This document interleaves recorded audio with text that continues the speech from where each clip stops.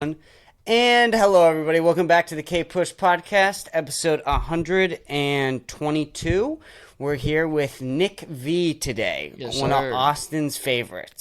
Cool. Thank you. I like that intro, dude. Dude, I mean it, though. Like, you for real. I love seeing you here, bro. You're always working. I mean, I know a lot of, we kind of said this in the car on the way here, but just sort of give people the gist sort of about you is like, you're fucking hilarious. I've seen you here. You've been here the whole time. And, like, this is a big win for me. Oh, dude. Having you on thank this you. pod, I mean that. Really? Absolutely. Thank this you, is a dude. huge I appreciate fucking deal that. for me. That's cool. Well, I believe seriously, like, when my friends come out here or whatever, if we go to open mics and you're there, they're gonna be like, "Oh shit, you weren't lying." Oh. Like, you know what I mean? So, like, I like having people on who I think are funny and telling people that they're funny. So then when they come down and they see you, they're like, "Oh my god, you weren't fucking lying." I appreciate that. Yeah. That means a lot, dude. Yeah, absolutely. Like, I always got a good vibe from you at the shows. Oh, You're always, thank like, you. super friendly, super, like... I could tell I'm like, this kid's probably, like, you just looked so young, but it was like, vibes are good, if Sure, that makes sense. sure, yeah, If that yeah. makes sense. I like talking to you. It was, you're one of the nicer, like, I feel like people get so jaded, and it was refreshing to see you come in and just be genuinely, like, someone has a good set, you're like, dude, that was great, like, I like that. Yeah. You're still, like, you haven't let this beat you down, and I haven't yet either, which is good, right. but I see these people, like, at open mics hating themselves. I'm like, what are you doing That here? gets ugly fast. Do you see that? Yeah. Oh yeah. Absolutely. You just see these people like, I'm like, why are you here then? You know what I mean? Like, it's very weird. And sometimes I'll have those days where I'm like, if I go to this open mic, I'm going to be miserable. So then take a day off. Then make sure you go tomorrow. That's a big thing. Dude, Rogan talks about that. He says there's people that, like, obviously people who do it 7 days a week, very dedicated. But he says the people who do it 5 days a week probably have an advantage over the people who, you know, because you need to relax. I learned that from this dude, Winston. There's a dude here named Winston, and I was beating myself up because I was like I'd skip like 4 days, 5 days in a row, and he's like, dude, I do that all the time. He's like, and he's doing well, like he does shows and stuff like that. So you need to live. You need to have shit to write about. Like, there's been times where I skip an open mic to go do something, and then in the act of doing the thing, I come up with a new joke. Because instead of going to the open mic and doing these jokes that I've had written for months, I went to a Mexican flea market and saw some other funny shit. Sure. Yeah, something like that. So it's very important. That's why I think comedy is like the perfect. It's one of the better art forms because it requires you to go do stuff, which is like, you don't need to go to a theme park. Like, you don't need to go to Six Flags to be a good carpenter. No. You know what I mean? So it's a perfect, like, you literally have an excuse to go fuck off and do things, which is, like, very, very advantageous, I think. And, I mean, even you said, like, just take a couple days off to relax, but also take a couple days off to, like, work on your stuff. Like, you need a couple days to where you're just thinking about what just happened on the open mic. Or for me, I do. Listening over to the sets, listening over to what I could have made better, what maybe went wrong. And then, again, of course, coming up with, like, new bits and writing things over and stuff like that. Yeah. I heard Joey Diaz said, there's nothing worse than doing comedy when you don't want to do it.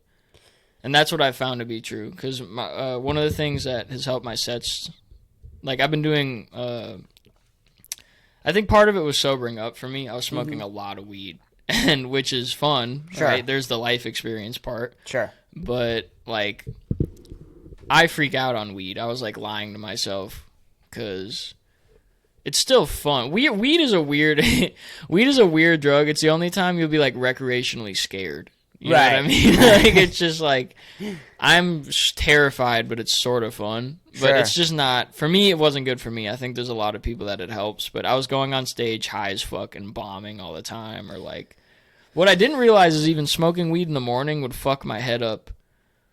Like, I would sober up, but you just don't feel really normal again. I think sobering up is good for a lot of people. Tim Dillon talks about that. That's why I hate. That's one thing with you're young right now. You seem like you have a good head on your shoulders. You don't. I don't think you would fall into this, but there's a thing in comedy culture where it's like it's rock star shit. We're all fucking drugs, crazy. You don't need that. You don't need that shit. Right. No, I don't think it's good to be like a complete straight edge either. like I don't think you should have no fun, but there's a lot of dogmatic stereotypes about comedians that get portrayed, and I think like it's bad. I think a lot of it's just like, oh, we're all depressed, we're all drug addicts, we're all mentally ill, and I don't feel like that. I'm making you guys laugh. I don't know what that has to do with. Right. You know what I mean? Do you see those things get portrayed? And No, absolutely. I see that with comics where they almost feel a need to be fucked up. Like, they need, like, something to go out. They need to go out partying that night to go get fucked up. And, like, sometimes you can't say that sometimes it doesn't work because there's Bert Kreischer, right? Right. And he seems to make it work. But there are people at the end of the day, people like you, people like Tim Dillon, who would probably think, like, no, it's probably good to be sober, right? Yeah. But then there's Ron White, right? So he came up drinking, came up absolutely fucking getting hammered on stage, and now he's sober, and everybody says he's way funnier. Yeah, and that's what Dylan was saying too. Is that in the moment it will feel like these drugs are helping you, sure, but in reality they're not. They're usually hindering you. That's why I'm trying to, like people, like I've had people be like, "Dude, you're fucking." When all my friends smoke weed and I quit, and they're kind of like, "You're a hard ass" or whatever. I get that vibe sometimes, and it's not always super. All my friends are pretty nice and understanding. They're not ever trying to be mean, but sometimes they poke at you a little bit for it. But I just think that it's just weird. I think as a young dude in America, things are flipped. It's oh, you're young, nothing matters right now. You know what I mean? Yeah. Oh, you're young, fuck. Dude, you're only 22. You're a baby. Go have fun. I don't feel that way. I feel like I'm like youth, and this shit is, you're like holding something very golden. Like you're holding this opportunity of being like, I'm not even 25 yet. Right. And I'm aiming towards something. So I think it's a time that you need to have fun. Be a human being. I'm not saying like David Goggins. Sure. Right, which I fucking can't. Like, I love Dave too, but I fucking can't stand him sometimes as well. No. It's like, I love him, but it's one of those things where it's like, I don't have to like run 500. I don't have to break my feet. You know what I mean? To be a good comedian. Yeah, like, you're a pussy. Yeah, all right, I guess. But I also don't have health insurance. That's another thing I hate. Like, I like Rogan and them too. I get their thing. But the other thing that Rogan doesn't talk about is he's had like 7 knee surgeries or whatever. Right, sure. And I'm like, dude, I couldn't do that even if, my health, I wouldn't be covered. You know what I mean? Like, if I worked out like you did, I'd be $40,000 in debt. So I'll sleep in a little bit, but it's not about being a complete hard ass, because you do need balance. But I think it's like we encourage the youth here to just like not give a fuck when it's like, no, your body it's important, it's matter. That's the weirdest thing I find about comedians is that I'll see the most dedicated comedians, like they swear on their life that it's all they care about. You know what I mean? Sure. But then they get drunk every night. Sure. Or they do coke every night. Sure. And I'm like, you're the thing that the jokes are coming out of. You know what I mean? Right. Yeah. Like you're the vessel that the jokes come out of. You're the one communicating with the crowd, and like I think the weird thing, like you meet people like, yeah, well, I've been doing comedy 10 years, and it's like, yeah, you've been doing it drunk every time though. Right. Yeah. So how much of that does that count? Yes. Yeah. Where it's like you have been doing it a lot and you're very funny, but it's like how hard. It's like people when they're like, I go to the gym every day. It's like, okay, what do you do there? Do you fucking? You went to the gym every day and you walked on the treadmill and did 10 push-ups. Yep. I went to the gym every day and fucking killed myself in there. Yeah. Yeah. That's like. No, I've been to the gym before. I mean, I was. There's a period of time where I was going to the gym. I think freshman year of high school, I was going to the gym every single day, and there would be those people there. They'd be there for 3 hours every day. just not working. And there's a lot of that in comedy too. Yeah, I think there's a lot of like just jerking your own dick and like it's you just see it. It's like you've been doing the same fucking jokes for months. Sure. And you're doing it to the same people. No one gives a fuck anymore about these jokes because you've ran out everybody's patience. You haven't come with anything new or creative. No new energy. No new angle. One of the things that's been helping me is I try to write up a different, like, because in Austin you can do multiple mics a night, which is different. Like your scene was smaller. I remember you saying. Where I'm from, there's 3 mics a week. Okay. Where I started. Sure. Here you can do that 3 a day. Sometimes the time is a little less. The only advantage of where I'm from is the scene is so small. There's like 20 comics. Right. So if you get a 5-minute mic, you can run the mic up to like 6.5 minutes. Right. No one gives a shit. Right. There's only you're all just buddies. You know right. What I mean? Right. Yeah, it'd be like if you ran an open mic with all your friends, you're gonna light your friend. Not really. If you, right. So there's an advantage there. But like one thing that's been helping is like because you see the same comics at the mics, and you see people like you're doing the same 5-minute set that you just did here. Half the room just saw that, so you're writing off half the room. Right. Yeah. So I try to write a different set every time, and that's been a good exercise for me lately. Transitions are hard when you do that. Writing for in between the jokes, like, because I try to make it seem like it's almost a set. Like I have it written out, fully prepared, and like sometimes when I try to write a new set every time, I mean, of course, open mic, no one really cares, but people do, I think, pay attention more when you switch over to a joke if you have like 1 or 2 lines to transition to the next topic. Yeah. Or if you're gonna do the same set, try new tags, try new things. Right. I always do that. Or just make sure there's a lot of different people there. Like I've done the same set. If I look around, okay, there's 30 people in this room. 7 of them saw the one I did an hour ago. It's like, okay, well, fuck those 7 people. Sure. You don't have to listen to this. I'll just do this to these people. Transitions are definitely. I feel like I used to write my sets out more. Now I don't do that. I do like. You ever seen someone just write out a set list and it's just bullet points? It'll be like fucking gay train or whatever. Like that's the name of the joke. Yep. And then the next joke and then the next thing. I used to write when I first started. I would write like pages because that's what you hear. Yep. That's what you hear from other comics is write. And I had some success with that, but you start getting into like. I think a big problem is, like, let's say you have a good set and you have that recorded. Sure. You go, oh, I need to do that every time. Sure. That's what I need to do every time. Same cadence, same everything, same thing. But every room is different.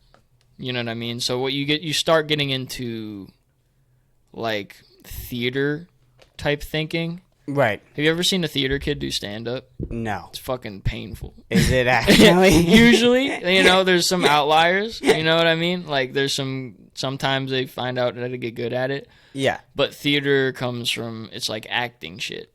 So they go up there with this, like, performative, like, I'm going to say this with this cadence, and then da-da-da-da-da-da. And they're not really, because in theater, you're not interacting with the crowd. Ever. Right. That's not a thing that happens. You're not talking to them. It's not a conversational. So for them, they're performing as if it was like a movie, and that's not what stand-up is. Not at all. It's not. For me, cause I think a big thing, a lot of people, seems like a lot of people, for whatever reason, Austin has some people that seem to, stand-up clicks for them more.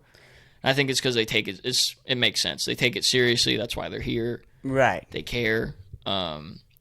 But if you're going up there and just like doing a routine, stand up is a conversation with the crowd. Yep. It's a weird kind of one-sided conversation, and people go up there and like do this fucking like act.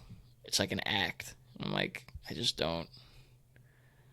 don't know. I feel like you know what I'm talking about. I know exactly what you're talking about. You're talking about someone going up and trying to talk like it's a script. Like, it's a very scripted thing that someone, Super scripted. yeah, someone wrote down and they want to say it word for word. But at the end of the day, you might have to abandon the joke, what you're saying at that moment. And people don't know how to do that. No. Certain people don't know how to, like, I'm a minute into a thing that isn't working. And they're like, but this is all I have. And then they just fucking dig the. You've seen it. You Yep. know what I'm talking about. I've done it.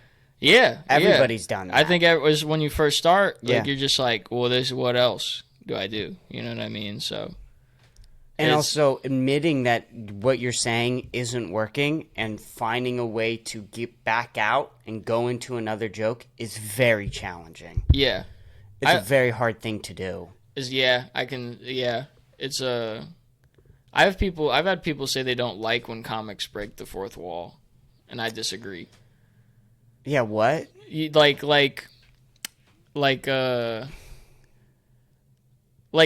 like a joke bombs, instead of just trying to recover and move on. Right. They're like, oh, that fucking sucked, right? Sure. And I like that. I like when someone, because if you can make it funny, then you've fixed the bomb. Yeah, absolutely. You don't need to, like. It's almost weirder for me to brush something under the rug, because I think it's like you have to address the elephant in the room. Like, I remember, do you remember when you were at Axis and those fucking dudes with the gauges wouldn't stop talking? Yeah, they wouldn't shut the fuck I could have up. easily just, like, done my jokes, but none of them would have hit because everyone knew. They could feel what was, like, you're talking to me. You can feel the energy. You can feel that I'm annoyed at these guys. Yep. So I have to now be like, fucking, I have to talk to them because it's a thing. They've created a situation that I have to address. You asked them if they liked gay porn or yeah. child porn. Oh, yeah. Because someone had a joke about child porn, and the dude looked at me angrily because I'm like, these guys are being loud. And I'm like, what's up, man? He's like, what's up with you? Like, trying to intimidate me. First of all, you have gauges in. You're not scary. You have holes in your ears. You know what I mean? You suck. I'm surrounded by 20 comedians. Like, they don't understand these dudes. I've seen this happen at open mics or just anywhere. Where these fucking guys, they think they're like the main character in a movie. Yeah. And they're like, it's me versus the comic, and I'm gonna, you know what I mean? I'm gonna kick his ass. And they don't, like, this happened at Lucky Duck one time. And a dude went up to the fucking comic and was gonna, like, try to hurt him. And, like, 10 other comics just kicked the shit out of him. Because you're at, you know at Lucky Duck. Yeah. You been through there? I haven't been through there. It's 21 plus. I'm it not is allowed 21 there. plus, right? But I can't know wait till you what can it come is. to all these fucking places. Dude, I'm gonna fucking, and by that time too, I'm gonna be like 2 years in fully. So I'm gonna be I'm not gonna be amazing, but I'm gonna be way better than you're gonna I was. be. Well, honestly, it's probably right now. You're probably what's happening for you right now is probably actually perfect because you're young and you're very like fucking hungry. Yeah, but I think if you were able to go to every mic, you might burn yourself out. So it's good to, like, you're going to warm yourself up for when you are 21. And then when you are 21, it's like you've been through basic training already. Right. You know what I mean? That's a good way of putting it. Yeah. So now you can go to these bar mics where people are going to fucking call you all sorts of slurs. You know what I mean? It's like a joke bombs and now you're gay. That doesn't happen at Lazy Days. Like, when you're there. Like, no one's just like, yeah, I bet you suck dick. It's like, you have to deal with that. Now, there's drunk people and all sorts of shit. There's a lot of them in Austin. Yeah, dude, I fucking hate... Drunk people are fucking... The amount of people that drive drunk here is ridiculous. Driving insane. Drunk is... It's dumb, but it is funny. Like, as much as I fucking don't like it, it is so funny to just show up to a place in your car. Yeah. You drove there. Yeah. Get drunk and then just be like, well, I'm gonna fucking gotta get home somehow. It's so fucking weird. Everyone here does it. It's Yeah, and you were talking about the supposed serial killer. Oh yeah, the Lady Bird Lake thing. The Lady Bird Lake thing or whatever. What's crazy is because I'm doing the van life thing. Mm-hmm. Sure. I fucking parked there for a long time. Oh, really? Like, my van's actually parked there right now. It's just where I parked it today. But Yep. they're like, yeah, there's a dude fucking killing gay people and throwing them into this lake. And I would be like, that's crazy. And I would just go to sleep. I didn't give a shit. It was so weird. Like, people were so scared for me. They're like, you sleep there? And I'm like, yeah, I'm not gay on Rainy Street. I'm asleep. I'm like, dude, I'm in a fucking metal box that's locked, and I have a gun. And You're good. Yeah, it's like, dude, I'm not gonna get fucking. Come on, dude. Come on. Someone's dragging me into a lake. There was one time. Right. There was fucking one time. It was so scary. It was like, and usually like I never bring a gun to like downtown or anywhere where like it's just stupid. Like, don't bring a gun to a fucking bar. For one, it's illegal. It's a felony. If you get caught, even if you're not drinking, you can't have a gun in a place that makes more than 50% of its sales with alcohol. I did not know that. It's a good thing to know. Okay. I didn't know when I first got here. Okay. And I may or may not have hypothetically perhaps committed some felonies off the record. But once I knew that was a law. I never did it. First of all, never. It never happened. Never ever. I would never do that, even if I didn't know it was a law, and I was scared for my life because 6th Street is the fucking zombie apocalypse. I hate those guys so much. They're always the craziest thing about the homeless people on 6th Street is that they're buff. That's the weirdest thing. You know what I'm talking about? Yes. They're so strong. They're buff, and some of them are polite, but not all of them, so it's really off-putting. It's such a weird social, like... Because I'm from a small place, and, like, there were homeless people, but I'm talking, like, the homeless I grew up with were, like... First of all, I didn't grow up with any homeless, and then I spent, like, 2 years in a college town where there were some. But those homeless were, like, stand on a corner with a sign, look sad, homeless. Like, Austin homeless, like, try to scare you.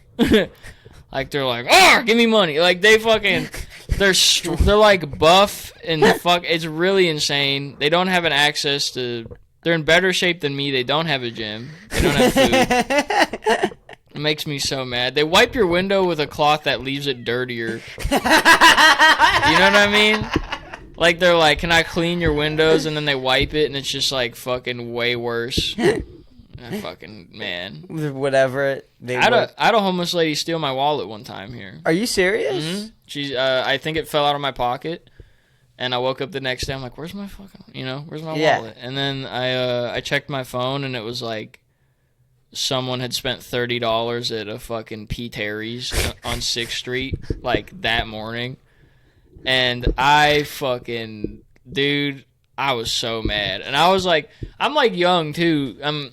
It was this year, but I'm 22. I'm a young dude, so like, someone steals your wallet, and you're like, green light, I'm gonna go fucking kill somebody, right? So I woke up all gassed the fuck up, like I was like lifting weights all summer and shit. It was jacked. I'm like,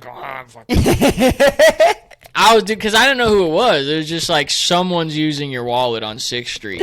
And I knew they're like, oh, they were at P. Terry's 30 minutes ago. I'm like, I'm going straight to P. Terry's. I'm like, who the fuck bought this with this card? And he's going to point at him, and then I'm going to fucking suplex him through the earth. Like, that was literally what I thought was going to happen. And so I pull up on I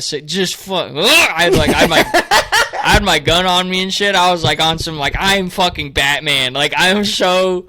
I'm like, the police here don't do shit. I'm vigilante. I was so ready. I'm gonna piece this dude up, and I'm gonna tell all my friends. And then I get there, and I'm like, who the fuck did it? And then they point, and it's just little like, you know, these like this old, like she's all bent over and like scoliosis. You know what I mean? You know when you're so homeless, the homeless noises come out of you. Homeless. There's like they make different noises. You know what I mean? Like, yes, I know exactly. They're noises that don't come out of anyone else ever. Like I've heard, it's kind of like dads kind of make certain noises when they like a dad will sit up on a chair and be like, it's like rub his stomach, and you're like, what are you doing? Homeless ladies have that too. And it's just like fucking, and so it's just like I pulled up ready to kill somebody, and then I literally saw like a Holocaust victim. It's so fucking. And now she sees me, and cause I confronted her, I was mad. Like I still confronted her, and like. What'd she say? I think because I asked her, I'm like, why did you steal that? And she just said, I don't know, or something like that. Sure. And what I was more mad about, I'm like, dude, I don't give a fuck if you spend $30 at the place. I'm like, can I just have my card back? And she says, I threw it in the dumpster. And that's where I was like, you're not even good at being homeless. Because you could have got more money off of that if you were smart. But I guess she didn't want to get caught by the cops or something. Sure. But I'm like, lady, like, I'm not even from Texas. Like, you just threw away a fucking ID. I'm from Minnesota. This shit's from a country away. I have no driver's license now. I have no debit card. My bank is a Minnesota bank. I can't even just walk up to Wells Fargo and take money out of my account. Sure. Imagine you're in, like, put yourself. I forgot how shitty this situation was. I had to Cash App my friends, and I couldn't cancel my card because if I canceled, I was just happy it was in the dumpster, right? Because I know I could use it. Sure. But I had to Cash App my friends' money. They would have to go to an ATM, take that money out, and give it to me. And during that time, so I didn't have a debit card. I couldn't use anything that used a debit card, and I didn't have an ID. So I was, like, getting fucking kicked out of bars and shit, all because of this lady. And what's funny is she has a sign. She still has the give me money sign, but she sees me, and she, like, puts it down. She's like, oh. She, like, looks away. It's really weird. But, yeah, I showed up ready to fucking murder someone, and then it was this little, like, 3-foot fucking ghoul. Maybe. Probably nice. I feel bad saying that. Like, that's someone's fucking mom or daughter, but, like... Yeah. Well, she might be the Lady Bird Lake serial killer. You never know. Probably not. She's too... What do you think the Lady Bird Lake serial killer looks like? You know what? My friend asked me that today. I think he's, like, clean cut. Everyone thinks he looks, like, weird, and, like, I bet he has long hair and he's, like, one of these weird Austinite. Sure. Like, you know the dudes that were living in Austin before we got here? Yes. And they're all like, you fucking... You know what I mean? Like, they really don't. Yes. All the dudes, I don't know if you know this, but all the dudes that were here in Austin before us were, like, wokey, fucking, like, theater-y type dudes, right? Or musicians. And then it's so funny because it was all just like Willie Nelson and Crystals, and then like Joe Rogan moved in with his army of like chimp people, like all like 500,000 people just swinging kettlebells, and they're like, no, fucking AR-15 stickers everywhere. Austin was like the one. Which is hilarious, because it was like the one place in Texas where you're like, I'm just going to go there, and I'm going to be trans. And then Rogan's like, Dave Chappelle headlining the mothership. It's like... It was, dude. That's so true. I was thinking about it the other day. I'm like, so this true. fucking place was literally just, like... It was a word... Well... It's this weird thing where, like, the homeless thing was way worse. There were worse parts about like, comedy boom Austin. Yep. And there's worse parts now, too. It's like the population's going up, the rent's going up. Yep. Rent control is fucking... I guess there's no rent control here. In other places, you can only, like, raise the rent 2% a year or something. Sure. Here, there's not. They just leave it up to the landlords. My buddy's rent went up 40%. 40% in like one go. It wasn't even like in a few months, slow raise. Like his landlord was like, hey, heads up, we're gonna need another fucking $600 from you. Whoa. Yeah. So that's really scary. That's part of the reason I like the van life. The van life's cool. You know, there's like certain disadvantages, but I never have to like worry about a fucking landlord fucking me. No. I never have to worry about getting evicted.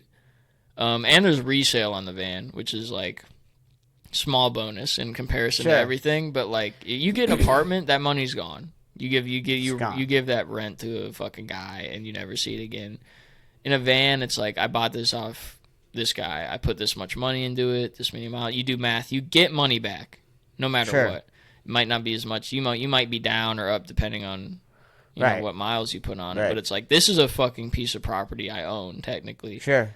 And in a pinch, I could just be like, all right, fucking throw it up on Facebook Market or whatever. Yeah. Facebook. I bought it off Facebook Market, which, by the way, is the funniest place to buy a car because there's no like, there's Facebook Market is you meet a fucking dude and he's like, here it is, and that's it.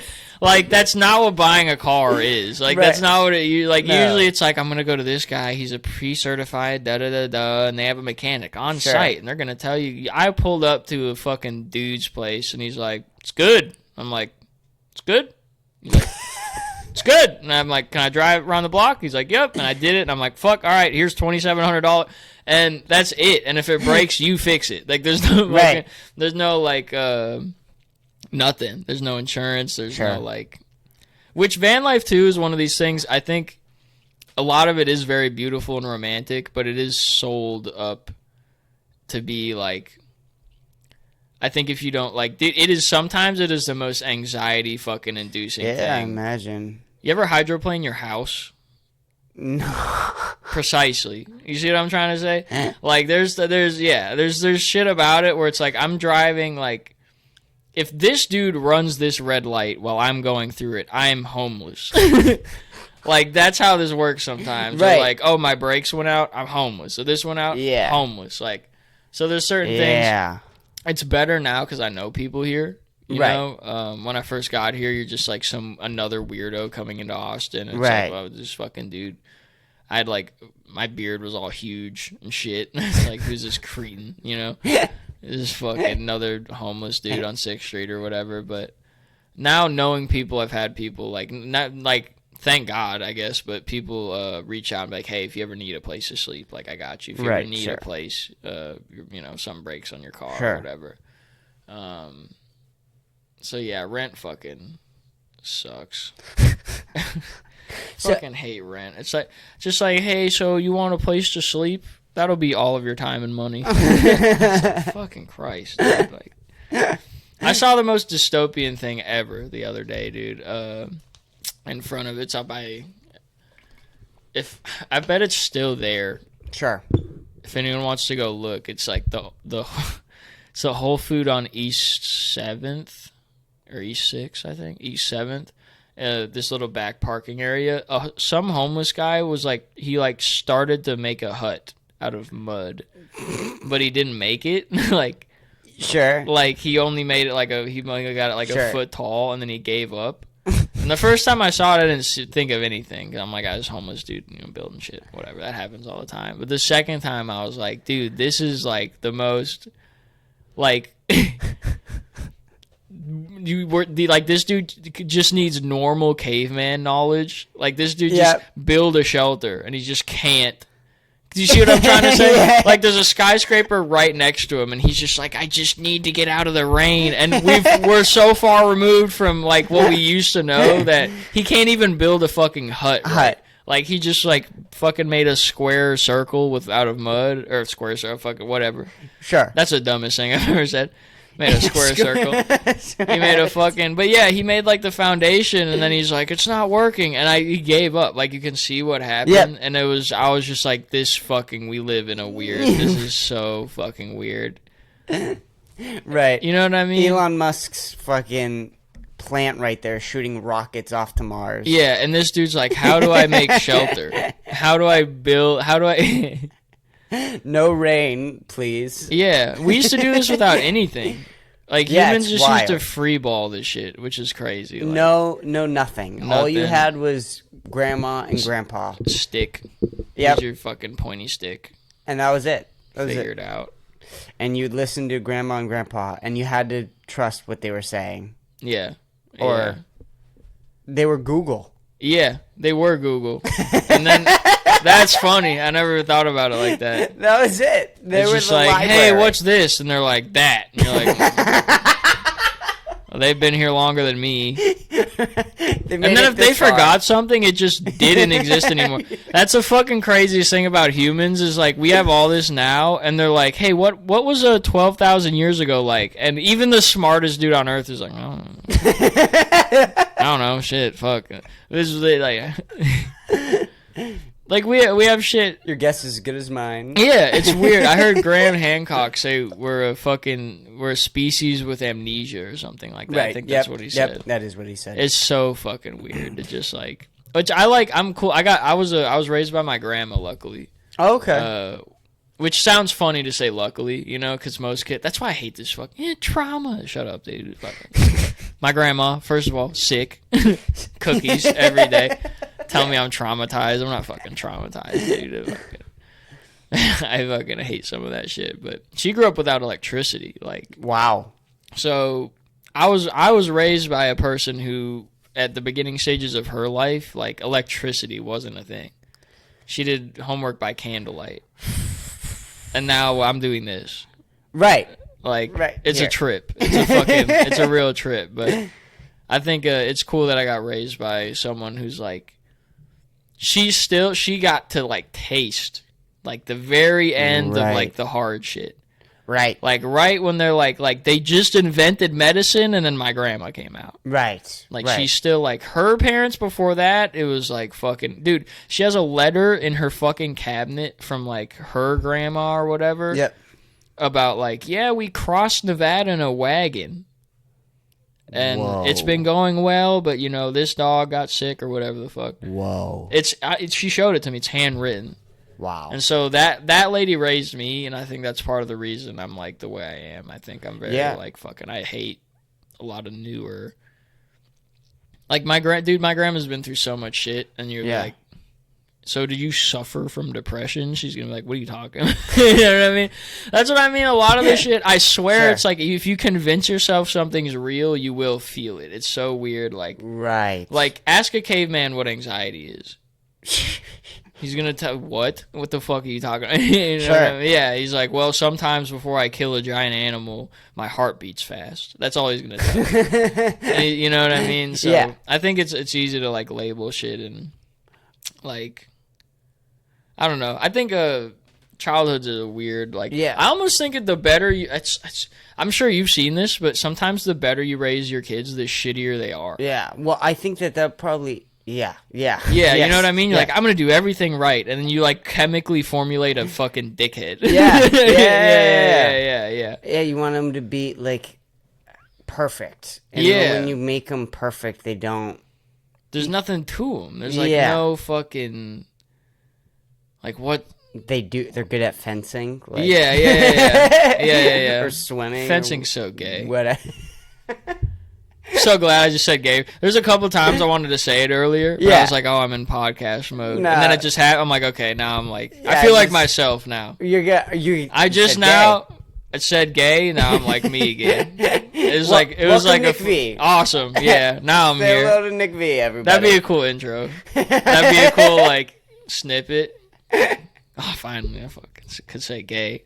That's why I like the Austin scene a lot for that. Dude, where I'm from, if you fucking slip up like that, if you say some, like, that's fucking gay, you know, they can kind of get on you about it where I'm from. Really? Dude, where I'm from, you say some shit that's a little too right-wing in a stand-up set, and they, like, the Facebook chat is, like, talking shit about you or whatever. And there's people are being genuine assholes. Like, there's edgelords. And, right.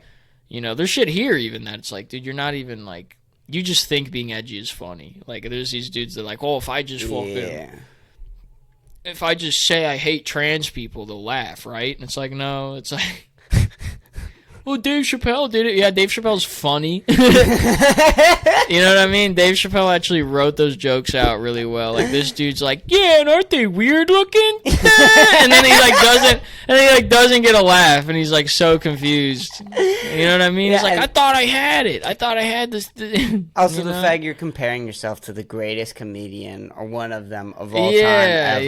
Yeah. The arrogance. Yeah, it's like, that's not comedy. He's funny. That's why he could pull that off. Right. Like, it's not like just saying, I bet you suck on penises. It's like, okay, well, that actually was funny that I said that. I think if someone would say that on stage, I'd probably laugh. But you know what I'm talking about. Yeah, it's no, like exactly edginess in itself isn't innately funny, you know. I don't think. Of course. Well, and the thing is that comes with 20 years plus of doing stand-up comedy when you can tell those jokes as eloquently as fucking Dave Chappelle can. Right. That comes with so many years of practice. But what we were saying even before we were recorded is, the best comedy, when someone's doing it and someone's killing, it looks like they're just talking. Yeah. Yeah, because it's like they are really just expressing themselves. Right, the exactly. Yeah. And, idiots like those people will look at that and go, well, I'm funny sometimes. And yeah, I hate gay people too. I should do that on stage. You know what I mean? I swear, that's what it is. Like, they associate the fucking... It's like, no, you're actually just a bigot who isn't funny. Because Dave Chappelle probably has like gay or trans friends that he's cool with, and I'm like the same. I'm the same way. I have jokes that, like, I'm sure I have a fucking joke that dogs on gay people somewhere in my notebook. But also, I did a show with Jose the Hype and Laredo. That dude's the gayest dude on earth. I didn't have a problem with him. He's cool as hell. The dude. I know, dude, even, like, I'm cool with gay people to the point where even if they hit on me, I'm just like, hey, man, like, not me. Like, I'm not the one, you know what I mean? So, but I'm not, like, I think that's a funny thing, too, where, like, if a gay dude hits on you, some dude, say a gay dude smacked your butt, a lot of people would have, like, well, I have to kick his ass or I'm gay, too, right? Like, you know what I mean? Like, they have this, like, I have to, like, double down. Sure.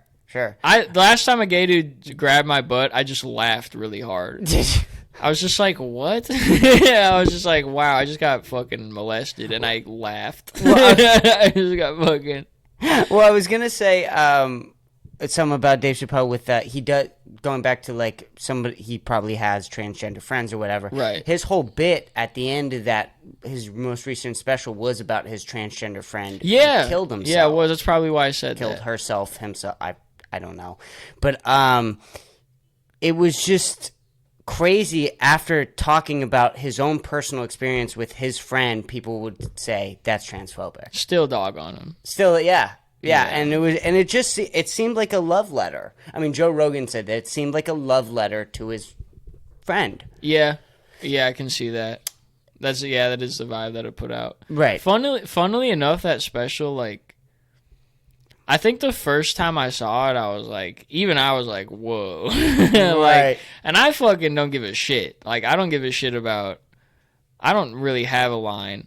Well, the other thing, too, is I was still hanging around, like, the people I was hanging around when I watched that were still more wokey in the scene a little bit. Sure. So I was probably still around them a little bit. Because the Austin scene, I feel like the Austin scene is, like, who I really, like in my heart, I feel like I resonate more with it. I do too. But when I first got here, it was still like, I was like, oh shit, you can say that. Like, yeah. Like a Banana Phone, especially. That was one of those ones where I was like, yo, that dude, like, I can't think of a specific example, but I remember just being in there, like, screaming, laughing, and also, like, looking around. Like, you can say that. You know what I mean? Like, yeah. Explain what Banana Phone is. You did it. Banana really well. Phone is fucking amazing. If you're in Austin, please go. It's on Sundays. If you want to sign up, it's a bucket pool. Okay. So if you want to actually go up on stage and do this, it's 9:30. I'd recommend showing up at 9. But the show starts at 10. It's a heckle mic. So what happens is you get 1 minute to try to make the crowd laugh. Yep.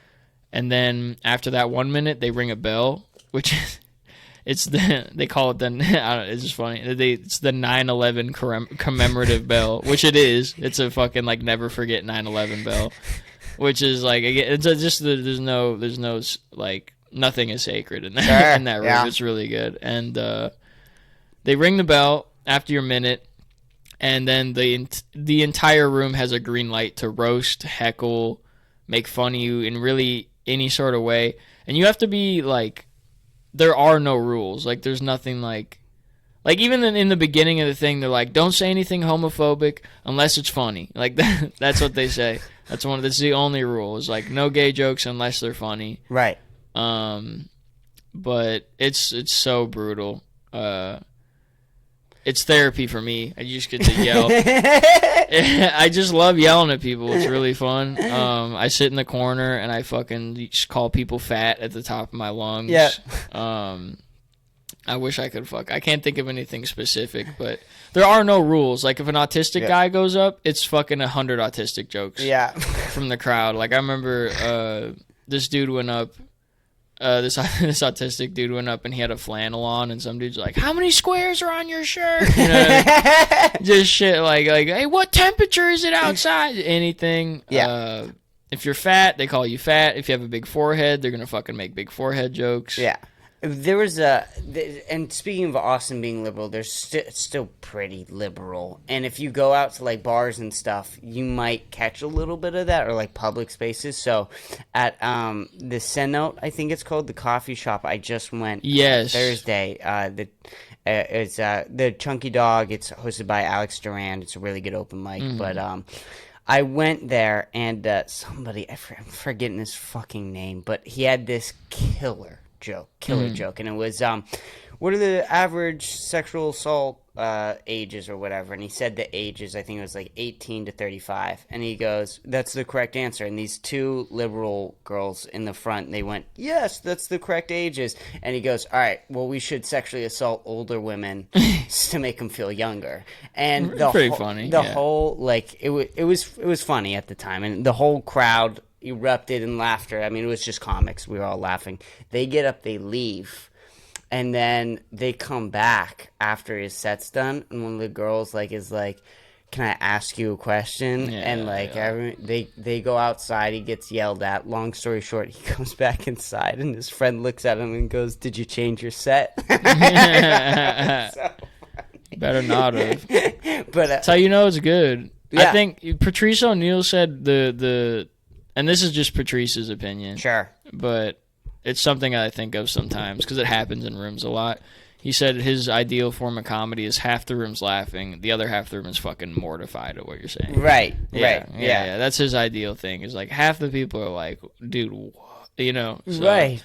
I think if you're pissing someone off, you're doing the right thing. I think good art is always divisive, and that's why certain and it always has been. That's why certain jokes aren't that funny, because certain angles aren't.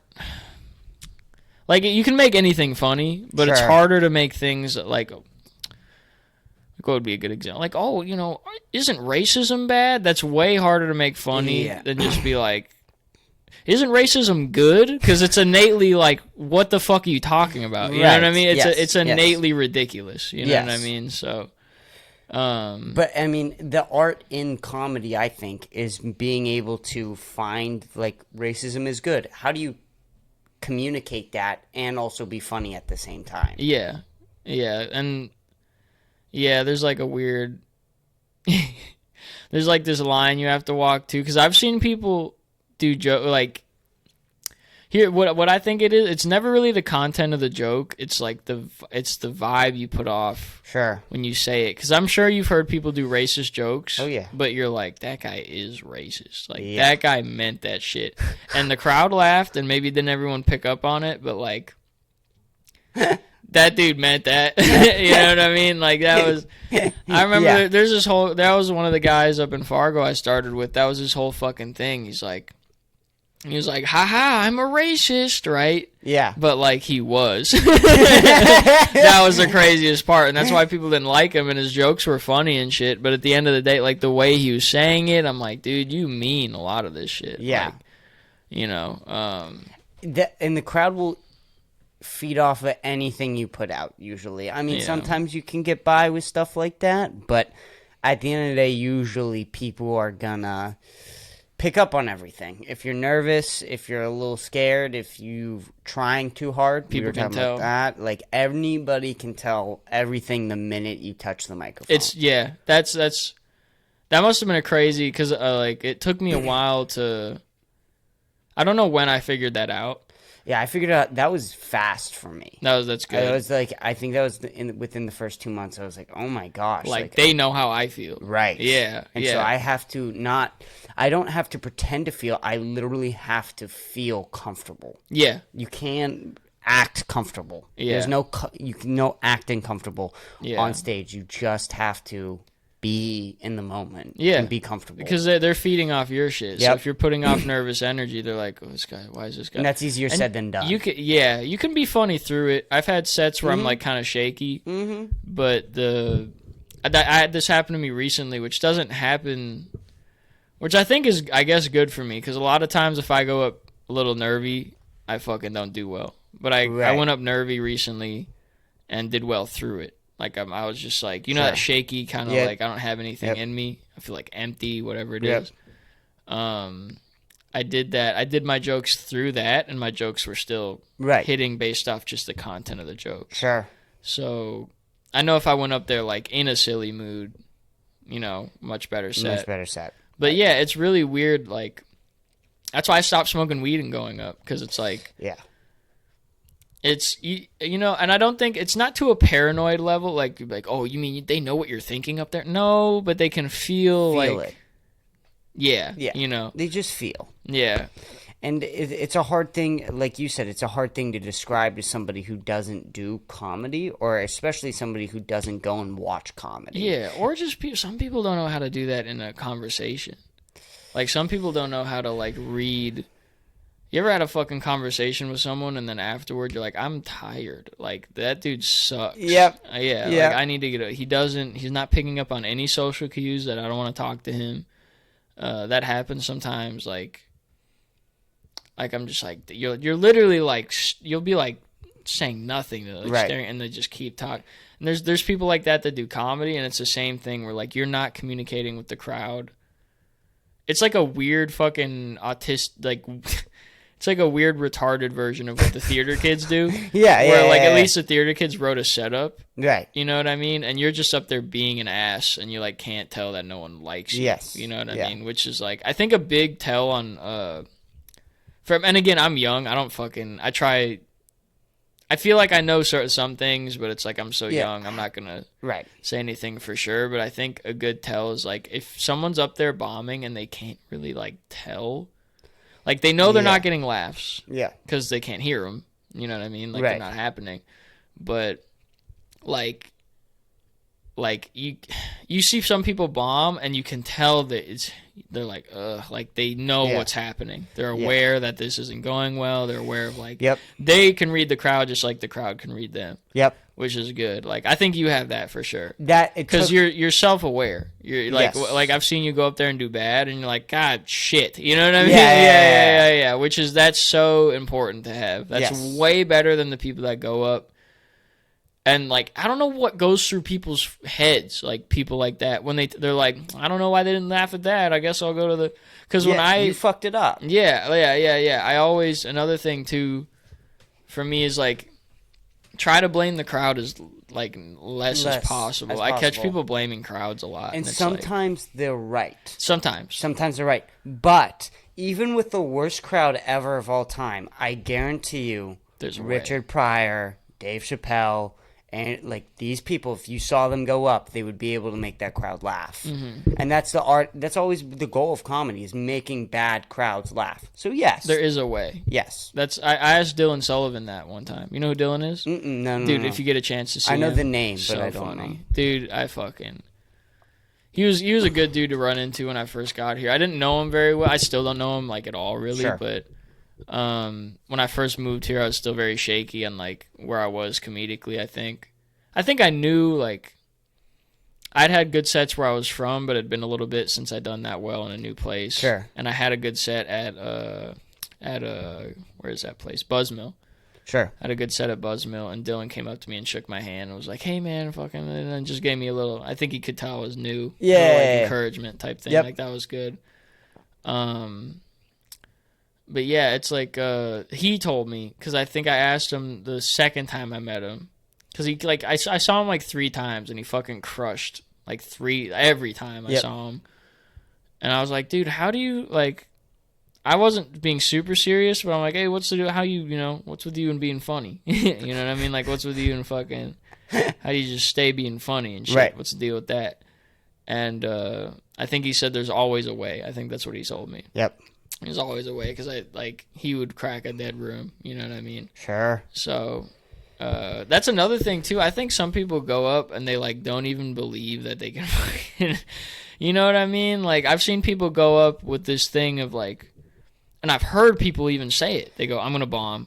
You go, "What the fuck are you telling yourself right now?" You know what I mean? Like, that is, you can't have that, dude. I'm glad you agree with that. No, I mean, but again, these are all things easier said than done, because I've been in that situation where I go, I'm gonna bomb, and then I say out loud to myself, I'm gonna bomb, and then I go up and I bomb. Right. Rather, there are times where I go, I'm gonna bomb right now inside my head, but I'm outside. I'm trying to tell myself, but you can try and figure out a way to get out of this situation. You try and figure out to do okay. Maybe this isn't a great crowd. Maybe you're not going to be amazing. Maybe you're trying out new jokes, but you don't have to bomb. There's doing okay, and then there's bombing. Yeah. Okay, and just try to get to doing okay. Yeah. And sometimes those are my best sets. There's sometimes where I like go up and I don't think I've ever murdered, but like I'll do pretty good, and I'll come off and I'll be like, wow.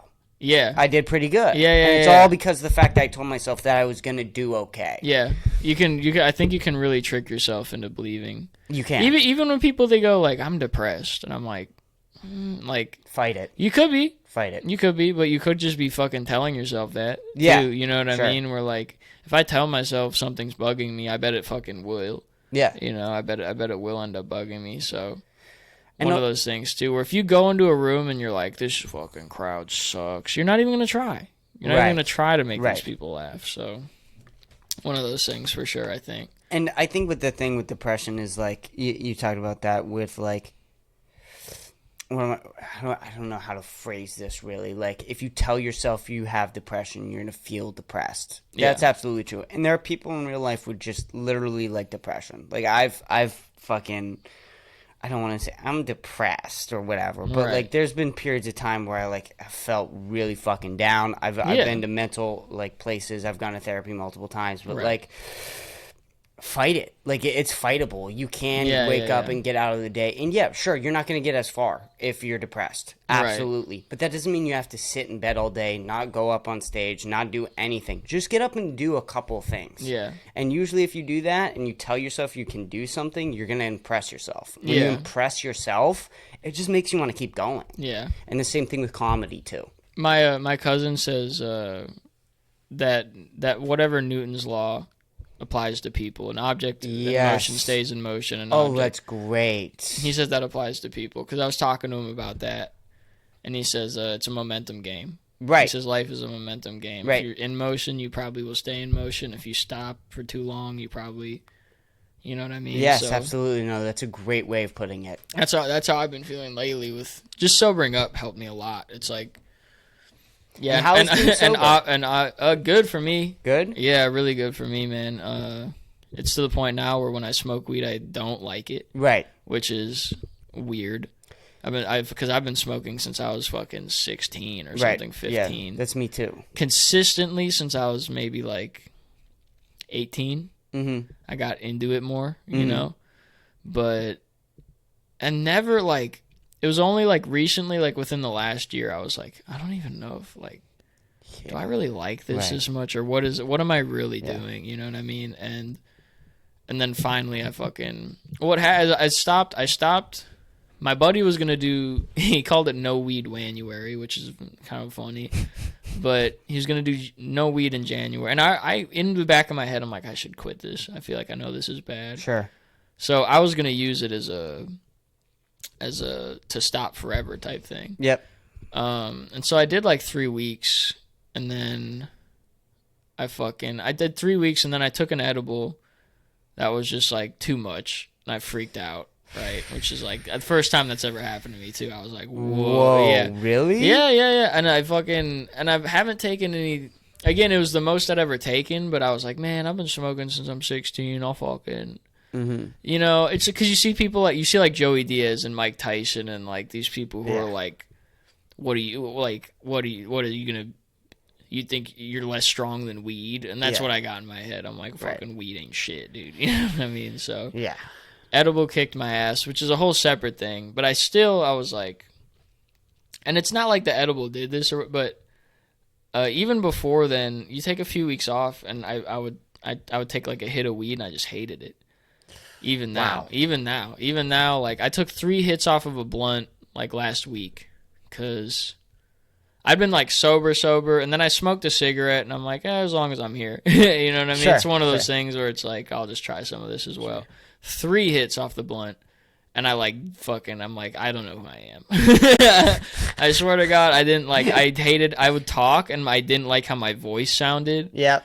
I'm like, everyone knows I'm, like, it's one of, you smoke, and immediately, like, everyone knows I feel like that, like, my friends know that I'm crazy, like, you know what I mean? You get that, you just get in your head, and it's been happening to me, like, just every time I smoke, the first thing I'm like, I cannot wait to sober up.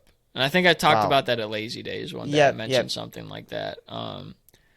And I try to aim for sober, really. Even and what I'm finding is, like, since going sober, I give things a second chance sometimes. Sure. Like, and I think out of the drugs that I like, I think mushrooms are probably the most beneficial. Like, mushrooms have helped me quite a bit. What have you done? Do you not? I don't mind. I did acid twice when I was younger. Both very fun. I took acid at the Mall of America when I was 17, which is a weird place to be on acid. Yeah. That sounds like a fun story. Yeah, it was. We went up for a state basketball game. Sure. Our high school did. And I was just like, was this before? No, it was after. Yeah, I just gotten out. So, I forgot about this. So, when I was 16, man, all these fucking stories are coming back. When I was 16, I actually got locked up for weed. I got locked up in a treatment facility. What? For weed, yeah. That's a story. It is a story. It's a 90-day story. I was in there for 3 months. 3 months, dude. So what happened is, my grandma raised me, right? Mm-hmm. And because my parents were fuck asses, and so my grandma legally got custody of me. Sure. But when that happens in the state of Minnesota, they're like, oh, something bad happened. So now the state has like a piece of they have a foothold in your life now, sure, because of the court thing. Yep. So you not only does your grandma have custody, but you have like counselors, social workers, shit like that. They do meetings because they want to make sure they don't want you to move you from one bad home to another, essentially. Sure.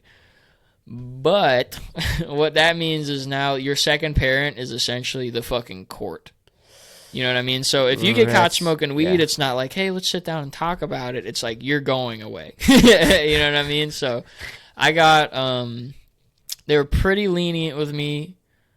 I got a drinking ticket in high school, and they were like, it happens, But my grades were kind of fluttering, not because of weed or anything, but it was like my grades were fucky, and I was showing up late. Yep. And then one time weed showed up on my piss test.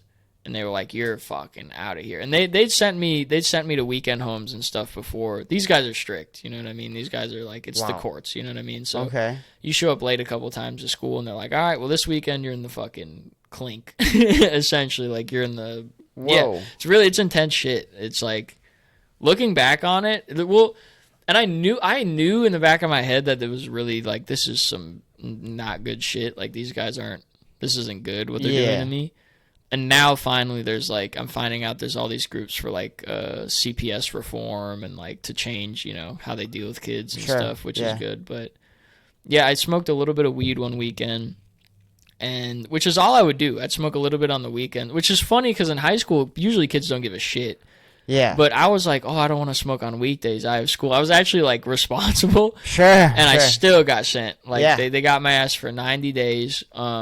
And it's the only reason I ended up. I talk about that because it's the only reason I ended up taking acid, because you get on probation. Yeah. And then they like, well, if you drink, we're gonna find it. If you smoke, we're gonna find it. And you're 17 and you're bored. And then some kid in the treatment that I'm in lets you know that acid doesn't show up on a piss test. And so the second you get out, you're like, ding, ding, ding, ding, ding, go and take it. Like, I know how to get high. Oh, it's $10 and I'm high for 12 hours. You know how cool that sounds to a 17-year-old? Yeah. It's like the best deal ever. So I took this acid and went to the Mall of America, and it was actually like, it was only overwhelming for a moment. during the come up. Yeah. It was a little overwhelming. Yeah, that's what I hear. Yeah. It was just like, whoa, just everything. Yeah, it's like the turbulence before you're going up. This dude described it as too much muchness. That's what this one guy described it as, and that's basically the only way. I've just like everything was. I was just like, just intense. Yeah. We're like waiting. A small moment, like a small ordeal on the come of a acid will just be like the biggest fucking problem. Like we just like mistimed something, and so we're waiting for a friend to get out of the Rainforest Cafe or something. And I literally would have to sit there for 20 minutes or something, but I was like, and I just got up. And that was all I just had to sit there and do nothing for 20 minutes, but I couldn't handle it, so I just had to walk. And then once I started moving, it was super fun, but it was a cool place to be on acid because you're in the biggest mall in America, so you know how they say like set and setting? Yeah. If you're in a place and you don't really like it, which I had basically fun the whole time. I didn't really need an escape ever or anything like that. But like say you're in a Zoomies and you're like, oh, this is scary. You know what I mean? Like a Spencer's. Spencer's, the back of Spencer's. Yeah. You're in the back of Spencer's on acid and you're like, I don't like this. You go across the fucking aisle and there's a store full of llama fur. Right. So you can sit and pet that. You know what I mean? Or like, that makes sense to me. Or you like see a fat dude and you laugh. You know what I mean? So it was the weirdest thing. It was really weird to be on because psychedelics are known to be these like, you know, they like it breaks down the veil, man. You like see shit for what it is, man. And I'm in just like this fucking like shrine to capitalism. I'm in this, you know what I mean? Like. I remember seeing these high school kids, these like hype beast kids. Yep. They're all walking together wearing the same clothes. And I remember, like, I could have just been tripping. Obviously, I'm on acid. Like, it could be the absolute nonsense. But I remember looking at them, and I could, like, see they were all, like, not happy. Like, I could see that none of them really knew what the fuck they were doing there. They were just like, this is cool, right? Like, so I had some really... you do. Yeah, I had some really, like, strange experiences there. The other thing, too, is, like, we went up with the volleyball, or I think it was a basketball. Yeah. And sorry, go ahead. Oh, no, you're good. My girlfriend said that when she did acid, there was a period of time where she couldn't stop smiling. Yeah. So how was that in the mall? I felt it was cool because like my friends were like, "Look at Nick on acid." That was basically it. It's like I was having a good time, and they were also having a good time because they're like, "Look at Nick have a good time on fucking acid at the mall." I remember Money being like, "What is this?" Like I remember, I just like. I didn't know, like, Money didn't make sense. Yeah, like, when you're on that much acid, you're like, what is this fucking paper? I'm like, it's just, there's, like, sometimes I have this, and sometimes I don't have as much of it, and then I get more. I'm like, what the fuck is this shit? It's just, like, just cheeseburger tokens. I was really looking at it for what it is. I'm like, this is just, like, I turn this into stuff. And, like, I remember I went to this, because I was tripping in this, it was this Chinese, like, she sold, like, swords and statues. Sure. Also, coolest place to be on acid, just, like, swords everywhere. It was so cool. But I picked up these two. They're the two exact same Buddha statues. And I was like, I think that, like, I would look at one and it would, like, grow. And I'm like, I want the bigger one. I'm like, I think this one's big. Because I'd look at it and it would be bigger. And then I'm like, no, I think this one's bigger. And then that one would grow. And I was like doing that for a little bit. But remember, I finally picked one out. And I went to the counter and I was like, I want this. And he was like, all right. And then I was like, cool. and I just was like gonna leave with it. And my buddy was like, you have to pay him money. I was like, oh yeah, money. Like I just forgot what money was. For a second, I was just like, we all just love each other, and like this guy sells these, and I can have one. Like, it was really, it was because he had to tell me, he's like, did you really just almost not pay? And then like, I gave him a 10, and he was like, I just almost walked off again. He's like, you have change. He gives you some back. I'm like, oh yeah. And I like had to remember, remember how to use money. It was so weird. Because in that moment, it seemed so silly, because you like, on acid, you're like, man, everyone has families and they all love each other, and we're just out here like, you know, surviving, and like that reality of like, I'm trying to eat, Yeah. It like isn't really there in that moment. I'm Yeah. just like, we're all just here, man. Like, Yeah. yeah. It was strange, and I think we went up there with like 30 kids for this basketball game, and Sure. like 4 of them knew I was on acid. So the best part was like going to the food court and everyone's just like hanging out, and I'm just like, just like sitting looking at my hands and shit. Yeah. Um, Oh, that's super cool, dude. I want to go. It was fucking It's one of these things where on paper it's the worst fucking decision. Yep. On paper it's the worst thing you could do. But I had Joey Diaz in the back of my head. Yeah, He's like, what sure. are you, bitch? You know what I mean? And I was like, all right, I'll fucking eat this acid. That's so funny. I remember when it hit because I went to the bathroom for a second and I felt like you know when you're on a bouncy castle. And then someone else steps onto it. Yes. And you're like, there has been a weight shift. In Yeah. this. Like the floor did it. Like it was like that, but inside of a bathroom Oh, stall. okay. Yeah, which is fucking weird. But you ever do Sykes? You into So, I started drinking really early. I started drinking when I was like 13, 12. That is early. Yeah, very Wow. early. And then I started smoking like early too. So I was around like 16, 17, whenever that was. 3 years ago. Right. But, yeah, fuck, you're young. Yeah, I'm man. young. But I just as soon as my mom's basically an alcoholic. She'll deny that, but she is. And then my grandfather's also an alcoholic. My cousin is an alcoholic. There's a long generations of alcoholism in the family. And I started smoking weed, and I fucking loved it. I mean, I loved it so much. And there was a point in me where I was like, this is not good. So you hit that too then. Yeah, well, eventually. I was like, I mean, I still smoke a lot, but I was like, I can't do mushrooms. I can't do acid. I can't do, like, coke or any other drug because Right. I will love it so fucking much I won't stop. Because you tried weed and you're like, so you think. Yes. Yeah. I okay. think it will be the same with everything else. And right now, I still have a problem with weed. I can't drop it fully. I can control alcohol with weed really easily, so it's a really easy replacement for me. But dropping, it's better. But dropping both at the same time has been really hard for me. So I try and just stay clear of all of that. I said that I'll try mushrooms when I'm 25, but I gotta give this some time here. I'm 19. I'm dumb. I'm an idiot. Right. I think once I get to the point where I'm 25, and I'll have so many things, like this will be a fucking whatever it is, a 6-year older podcast, so this will be around for like 8 years at that point. I'll care so much about about this podcast during that time where it's like I can't throw my life away on drugs. Yeah. Rather, right now, I'm like, I kind of want to throw my life away on drugs. Yeah. Okay. That's hilarious. So it's That's a really funny opposite. way to look at that. Where you're like, well, I don't care enough now. I don't care enough now. That is fucking funny. Yeah, I hope you know that's a hilarious way to like look at it. Because you're like, well, when I'm 25, I'll care. I'll be too mature to be a drug addict. So I'll try coke when I'm older. That's funny as fuck. That is like I've never heard anyone say some shit like that. Well, it's smart. I guess it is smart. I've never done coke though. I will say. Yeah. Well, coke I is haven't. one of those. I did try. I tried lean.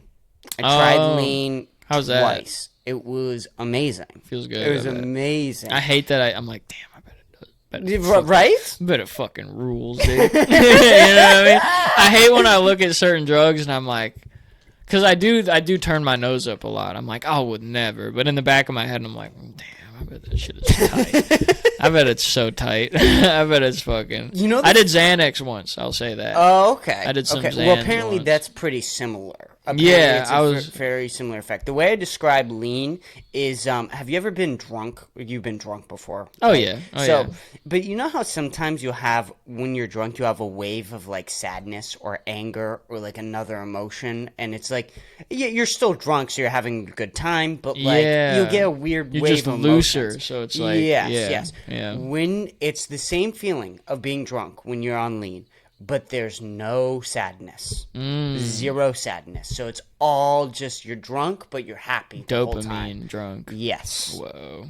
It's wild. It's amazing. It's amazing. Kids at home, don't listen to him. That is so funny. Like, what's lean like? You're like, this was the best thing ever. It was so fucking good. Don't do it. Don't do it. I stopped doing it. I can't do it. You only did it a couple times, though, right? Did it twice. Yeah, it's fine. And the second time I knew, I was like, I can't do it. This is too good. Yeah, this is way too fucking fun. Well, the thing is, if you can establish that physically it's really bad for you, it's way easier to not do it. Right. Like, when I did Xanax at one time, I was like, I'll try it. Mm-hmm. And I did like it. It felt really good. Of course. But I'm like, this will fucking turn my brain into mashed potatoes if I keep taking this. So that's, that was why weed stuck with me so long, because the shit I was like, I hadn't really read any negative anything about weed. Yeah. All the people that I looked up to were like potheads, you know what I mean? And they're like, yeah, dude, athletes can smoke, and it's really not bad for your lung. Look at this study, and you know what I mean? Yep. And part of it was me cherry picking because I liked weed, you know what I mean? Of course. That's what people do when they like something. Yeah, exactly. So that was weed, like in the 50s when there was, like, guilt-free cigarettes? Yep. When, you'd smoke a cigarette and be like, I just did a good thing. Like, isn't that's so crazy? Yeah. I had that with weed for a while. I'm like, for a long time, it was completely guilt-free. I'm like, this is medicine. This is, like, good. And then eventually, it didn't feel good. And then I started reading up on some other, like, Andrew Huberman has a good, if you ever want to look, if you're trying to quit smoking weed, Andrew Huberman has some shit. Okay. That'll shake you up a little bit about it. Yeah. And it's nothing like, you're not going to be like, oh my God, what have I done? But it's going to make you be like, maybe I should fucking, you know what I mean? Yeah, sure. Cool down on it a little bit.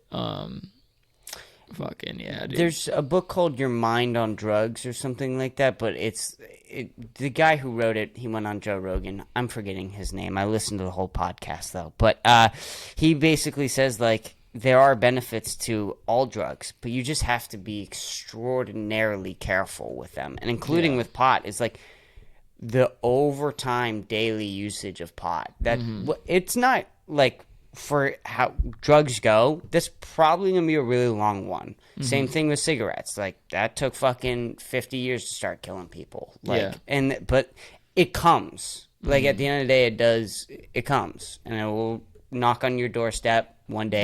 That's how I felt. I felt like, I was like, right now, weed is like a cool thing. Sure. But I'm like, what's it really like in 30 years when, like, more studies come out? Do I want to look back and be like, fuck, you know? And that's where it was. And I think a lot of this shit, too, is if you trust, like, your gut, I think your gut knows. Yes. I think your gut knows, really, because even while I was kind of, like, weed pilled, in the back of my head, I was like, I'm smoking fucking drugs. Like, and there was times where I would smoke, like, 5 days, all day long. I would be high all day long. Yeah. And by that 5th day, I would smoke, and I would actually freak out. Like, really? Like, the marijuana would, like, tell me almost. Like, and, like, I don't want to be that guy. Marijuana talk to me or whatever. Yeah, but, like, I got this feeling from smoking weed, like, you need to fucking stop. Yeah. Like, get the fuck out. Me too. Right. That's what weed started. It just started to feel like shit. And it's a weird thing because you don't realize that the drug itself changes, like, you're not because, okay, like, alcohol won't tell you to quit, really. No. So, and well, that's the hangover. The hangover, the next day, but during, it's like, alcohol is amazing, like, but yeah, that same thing, and it took me a second to catch it, because I'm so used to liking weed that when it started feeling bad, I didn't catch it right away. Right. It took, like, literally, it took me, like, months. Almost, I think, of smoking it and then being like, wait a second, every time I do this, I feel like shit. Yeah, and it took me a second to catch it.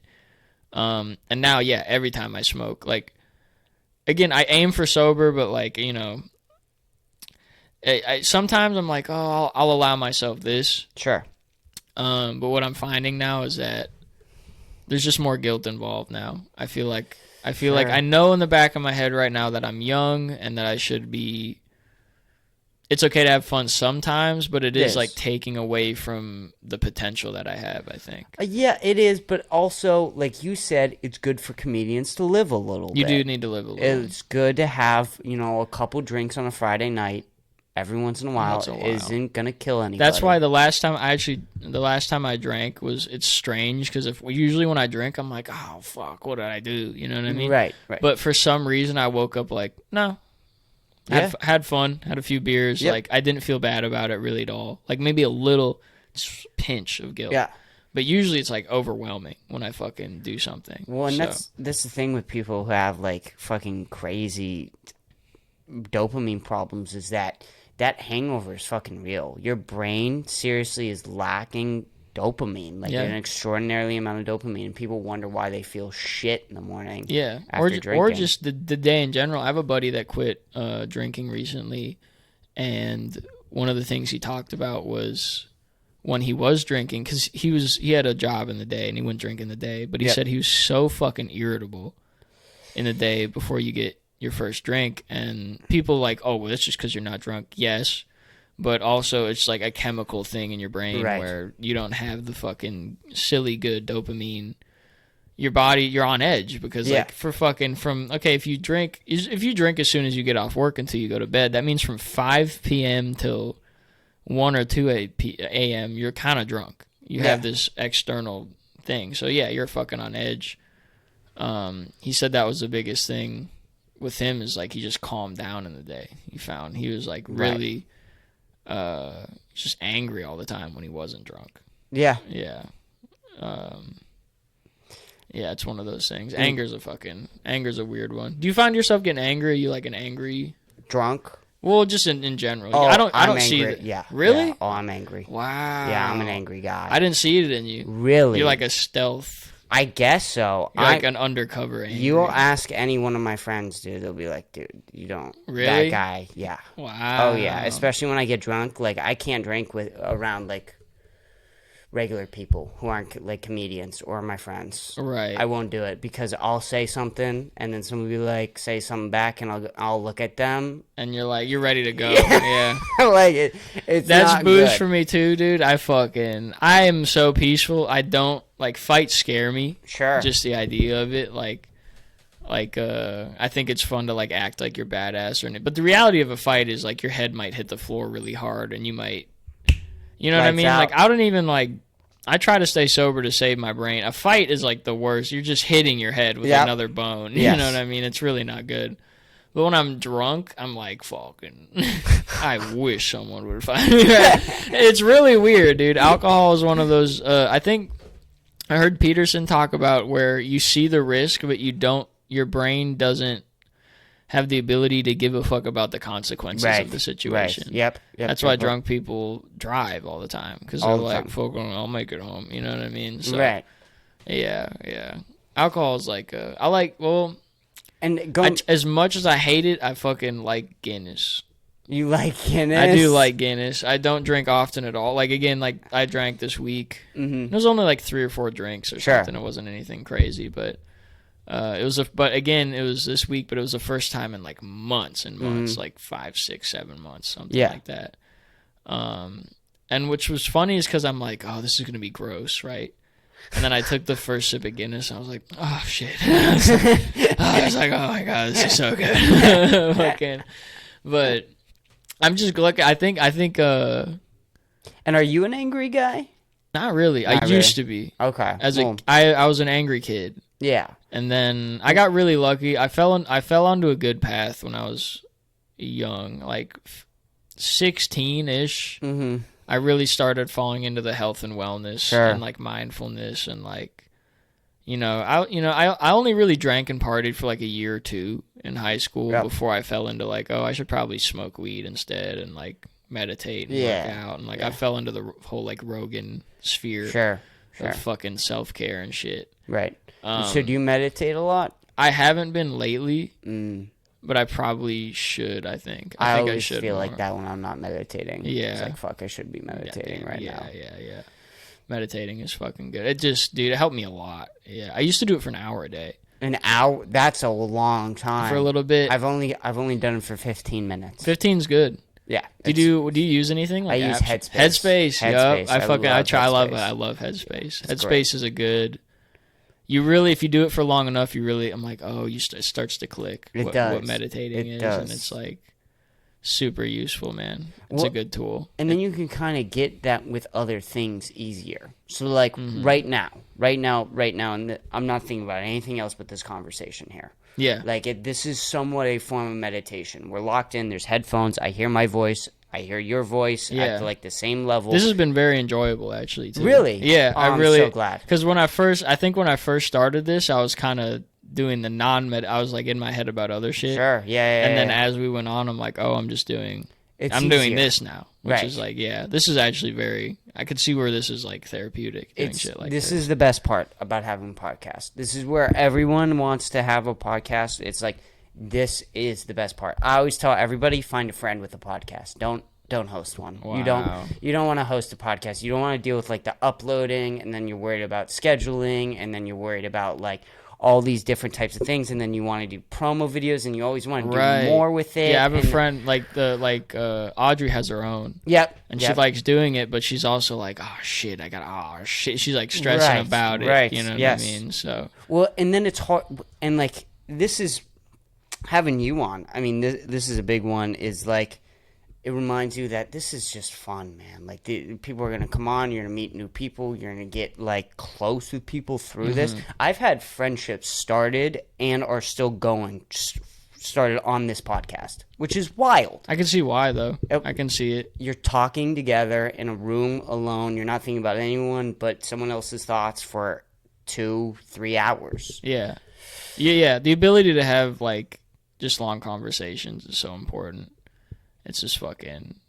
Just the phones. Phones suck. Phones suck. It's the phones are the opposite of this, and I think this is what we need as human beings, is stuff like this. But I've been really good at. I used to dude. I was so bad. I used to wake up and just grab my phone, and I'd like check the time, but then immediately it was like reels. You know what I mean? And you just fucking tank your dopamine. It's terrible. It's so bad. And then after the 15 minutes, your whole first.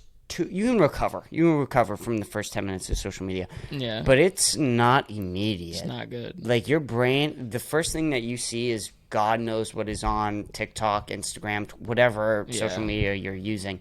It's not good for the brain. But what I actually like doing, and that I can recover, is because I hate waking up. I hate waking up. That first 10 minutes is always terrible for me no matter what. Wow, yeah. I don't like it. But if I just grab my phone and I play a game, which probably isn't great, but if I just play like a dumb, stupid game, I'll get bored of the game in 10 minutes. And then when I get bored of the game, it's like, okay, well, now it's time to put the phone down. And I'll get up. And now it's time to get up. Because you don't get bored of Instagram. Fucking 20 minutes go by. You're still like, an hour. Sometimes. An hour. You ever fuck up and spend like 40 minutes on your phone right when you wake up, and you're just like, I just fucked my whole day up. Yeah, I don't even want to. I want to go to sleep and try again sucks. tomorrow. Yeah. I almost want to go back to bed. Yes. The game thing seems smart. For a little bit, I was reading when I'd wake up. That's genius, I think. Reading, and do you know who Wim Hof is? Have you heard of this guy? No. I don't. Dude. I'm not an author. I don't read books. I'm dyslexic, and I kind of hate books. Oh, no. But I need to read more. I guess I was reading. He's not an author, but he has a book about. I also do his breathing exercises in the morning. Okay. Yeah, yep. He's you should look into him. I think you'd like his shit. He's like he does really insane stuff with cold endurance. Sure. And it's all with like his breathing technique. He's had scientific studies done on him. They like do brain scans and all different sorts of shit. So it's all backed up by science. Yep. And his whole thing is like his technique. You hyper oxygenate your blood. Yep. Which stress is oxidative. You've heard that term, like oxidative stress? No, like I have heard of that, but I don't know what it means. It's like there's old shitty air in your blood. Yeah, sure. And that helps. That will cause things yeah. like inflammation and arthritis and like the cause of a lot of fucking problems is inflammation. A lot of people think even like depression and like mental things stems down from inflammation. So you wake up, you do this breathing exercise. I like how it feels. Yeah. I've been doing it for like years. Again, Okay. it's one of those things I fell off Okay. of. It's like I need to start doing it again. Okay. But it's kind of like if you have cobwebs in your brain, it's like takes them off. Sure. That's what it feels like. Your hands get tingly. Okay. And you just feel like, ooh, like it's pretty Right. intense feeling sometimes. Yeah. Well, going back with like inflammation caused depression. I have really bad acid reflux. I am way more likely to get depressed when my acid reflux starts bothering me. Like, it's really weird. It's a weird thing that I just started noticing happening, is that I'll feel just down sometimes if my acid reflux is bad. Do you think it's like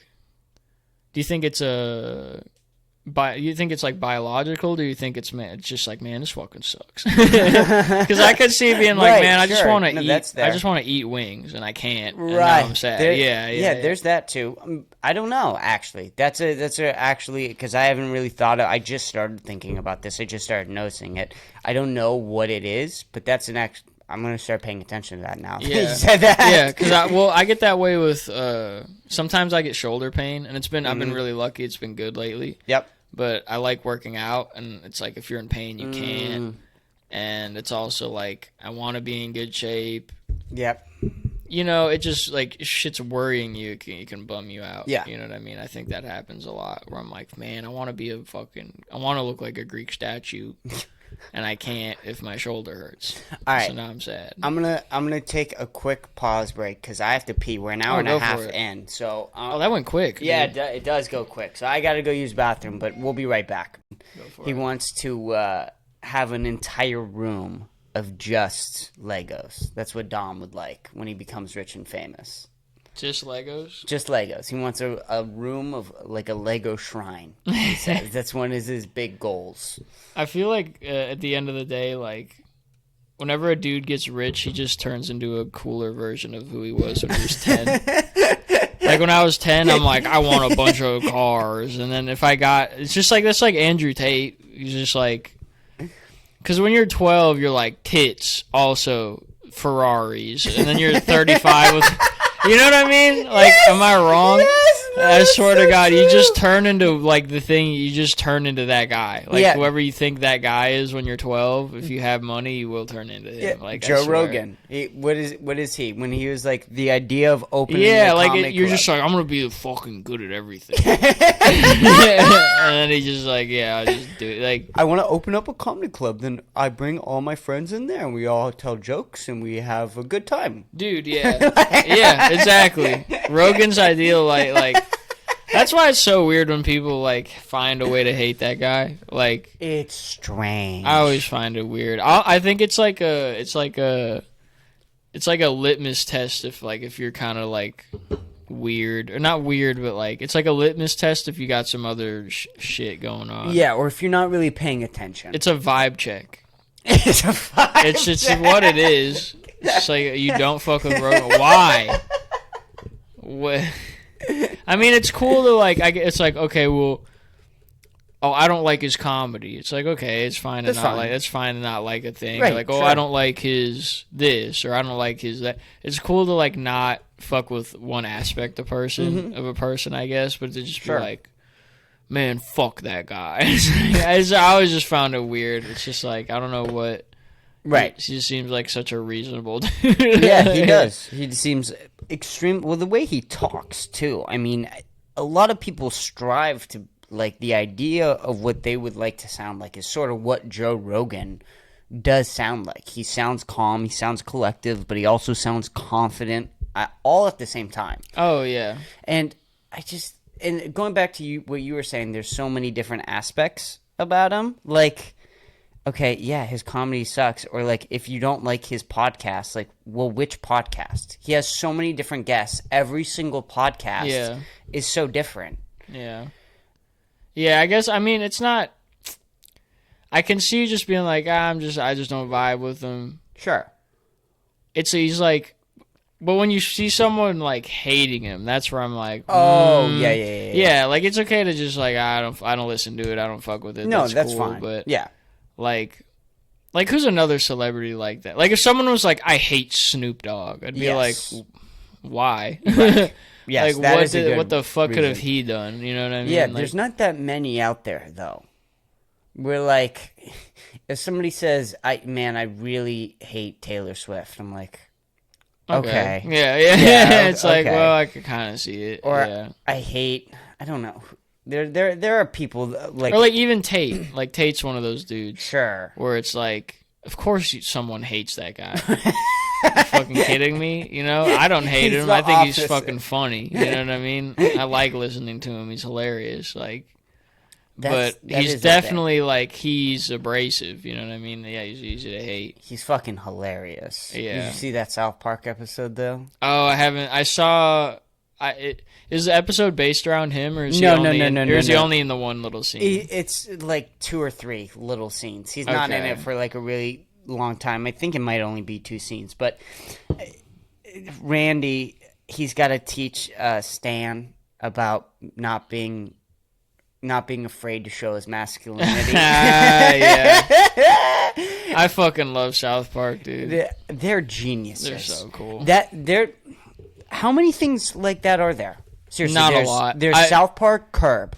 Those are the only 2 I can think of. Yeah, well, it's just when they just keep going. Like, there's a lot of shit that's really good, but it will last for, like, how long? Right. And then it starts to, like, kilter out. I think Louis is like that. I haven't watched enough Louis just because I need to buy it. Louis. You know the show Louis? Have you heard of Oh, that's by Louis C.K.? Mhm. Yes. Yeah. I've never seen it, but That's I one know of my that favorite show. things. There's some shit that's just really... Yeah, but South Park is fucking... Like, since the first time I watched it till this day, I'm like, I fucking love this show so much. Like, you know, I had something weird happen to me. My buddy who's in college, he's a fucking comic too, and he'd never watched South Park. Whoa. He was like, what is South Park? And I was like, what? What is South Park? Wait. Well, he Those are two different questions. he knew what South Park was, Okay. and he's like, well, I've like heard of it, and I like see the T-shirts and Sure. stuff in Spencer's, and like I know it's like he knew of it, Sure. but he literally never watched it in his life. He maybe had seen a meme or something with a fucking clip in it, but I'm like, dude, you're a 23-year-old American person. You know what I mean? He's not foreign. He's from here, Right. and I had the worst thing happen. I'm like, dude, South Park is fucking gas. And then I like threw up an episode, and I just threw up like a weak one on accident, like just by Yep. chance, Oh, and, yeah. and it bombed on him. The first episode of no. South Park he ever watched, he didn't like, and I was just like, oh, no. Like, it was earth shattering. Yeah, I was like, well, this that's is the thing with South Park too. Is number one, I think the thing that allows South Park to keep going is they do whatever the fuck they want to do, whenever the fuck they want to do, and they're having a fun time while doing it, and they still do. So like season 22 or whatever, not this season, but last year's season only had 6 episodes. That was it. You only got 6 South Park episodes. That was it. That's They're fair, out. though. That's fair. They're 22 years in. Yeah, They yeah. want to take a light year. Let them take a light year. At this point, it's like, I'm just happy that they exist. Right. Me too. Yeah. And that was the same thing with Curb. Like Curb, they did like the first 7 or 6 seasons all consistent. I need to watch Curb. It's so Everyone funny. tells me it's so funny. Dude. It is Seinfeld, but unfiltered. It is the unfiltered Seinfeld. Okay, so And- it's like and that's been my problem with a lot of shows. I can't fucking do anything with a laugh track. I can't. You too? I Okay. can't either. Okay, because I have buddies that are like Seinfeld or this or that, and they're like, you never, like, no, because I can't deal with the fucking part where the fake crowd laughs. Yeah, like it's I just terrible. can't. I can't do it. I think it bothers comedians way more. Probably. I think it bothers people who goes up on stage and like will actually try and make a crowd laugh. You know what? Yeah, because a lot of my friends growing up, they watch those shows no problem. Right. Like the George Lopez show is one of those where it's like, I only watched one time recently because my buddy will throw it on, and most of the time I'm like, fucking goddamn, it's fucking George Lopez show, and it's like, yeah, I liked it when I was 12. You know what Sure. I mean? But I like, for some reason, one time I like used it as like a fucking, like, I'm like, I'm going to see if I can calm myself down and like find enjoyment in the George Lopez show, and I did it. I like found a way to like it for an hour, and I didn't really enjoy, like, it's like I haven't watched it since or anything like that, but it's funny to like, that's the like challenge of the day, enjoy George Lopez. Like, don't want to kill yourself during a fucking George Lopez show. But I think I give Seinfeld a pass, but only Seinfeld because it's funny. It's the only one. Like Friends, like there will be because there's scenes, right, or of YouTube videos or whatever where they'll take scenes from these TV shows and they'll remove the laugh track from them. And I don't know if you've seen that, but when they take the laugh track away from Seinfeld, it's way more funnier. Like it doesn't take away the funny; it's actually way more funny. When you see Kramer walk in and does his little like dance or whatever he does, I could see it would even be no more sound. Ridiculous. It's like, oh my god, this is great. Yeah. But when you watch Friends and then they say something unfunny and then there's just awkward silence, it's bad. Yeah. It's bad. That 70s show is kind of like that, too. I've never really seen that 70s show. My buddies loved it so much. But I think it's just because, look, they're teenagers smoking weed and, like, we do that. I'm like, oh, fucking, I mean, I guess, but... Yeah, I just can't. I can't do it. No, it's bad. It's a problem. The Seinfeld thing does make sense, though, because he is a comic, so he's probably, like, you know... Right. He's like way before us or anything, but... And it was a different time. That's the other thing, is that you're kind of going into like a time portal almost, like of the 90s. Comedy in the 90s. Here it is. Every single sitcom ever before that had a laugh track. Yeah. That's how it was. Yeah. My buddy said he basically like spearheaded the whole like sitcom layout. Who did? Jerry. Yeah. Yes. Seinfeld. He basically made Seinfeld, and then everyone else was like, "This works," and then tried to. Yes. Okay. Yes. Yeah. Yeah. Absolutely. Well, the first thing that Seinfeld ever did that was hilarious is every other sitcom before that, Cheers, Frasier, whatever the fuck, they wanted the characters to be good guys.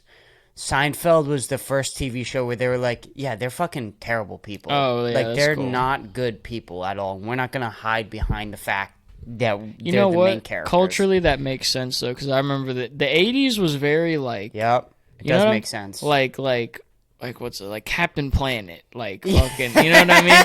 The 80s was like, do the right thing, and then the 90s was like, I'm an asshole, and it's cool. Yeah. And then the early 2000s was like, I'm an asshole and I'm sad about it. Yep. You remember the emo phase? That shit was fucking... Yeah, Green Day. Dude. So weird. I love Green Day. I just remember being a kid and you're like, SpongeBob, Doritos, yep, fucking Happy Meals, and you show up to school one day and you're like, why are these girls are cutting themselves? You remember that? You remember showing up to like 6th grade and they're like, yeah, these bitches, they're cutting themselves with razor blades, and I was like, what happened? Like we were all just doing Easter eggs or whatever the fuck kids do. We were all just doing like fucking, you know what I mean? Yeah. Like, oh, all right, who's your Valentine? Remember that? Remember bringing Valentines to school? And then one day in like 2008, some girl was like, what if I cut myself with a razor blade? All right, dude, that shit was so weird. Well, even for me, like, that, I came after the whole cutting, so that was already established. I came with the cutting yourself established, but during 5th grade, like, it was like we were painting and like it was fun, and there was like history about the American Revolution, and then all of a sudden, like, 6th grade comes, I got my first girlfriend, and she's like, I want to kill myself. Yeah, like, and you're like, whoa. Yeah, dude, I remember that. I remember being a kid, and you're literally like, fucking, dude, I like Adventure Time. And then you get to school, and they're like, my sister killed herself. And you're like, I remember being like, what, dude? What the fuck, bro? I just learned how to do 3 push-ups in a row. And these girls are like, 3 push-ups. You know what I mean? I know exactly what you mean. Like, I just remember being like, man, I hate running the mile. And then literally at the same time, some girl was at home like, ah! It was so weird. Like, that was such a weird time. Yeah, I forget. I just, for whatever reason, I think you're so much older than me. You're not. No, we're pretty close. We're close, yeah. Yeah, I just turned 23, bro. Like, I'm not even that deep into it. So you're, it's like... We would have been in the same high school. Right. I would have been a senior, you would have been a freshman. Yeah. Right, exactly. Yeah.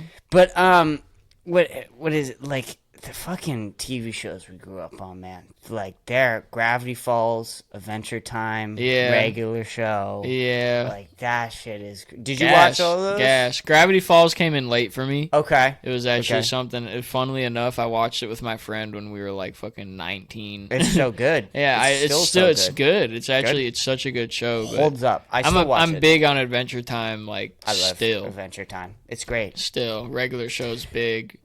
I think there's this weird connection between, like, there's, like, Nickelodeon kids, and then there's Cartoon Network kids. Yeah.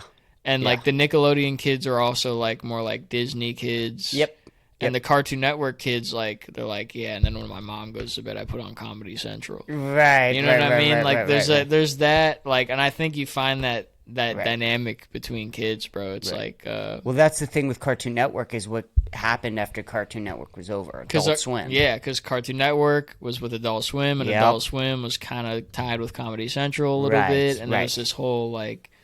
That, like, it, like, sucked you in to the fucking... They're like, you want to see some real funny shit, dude? Like, you want to see fucking... Yeah, and I was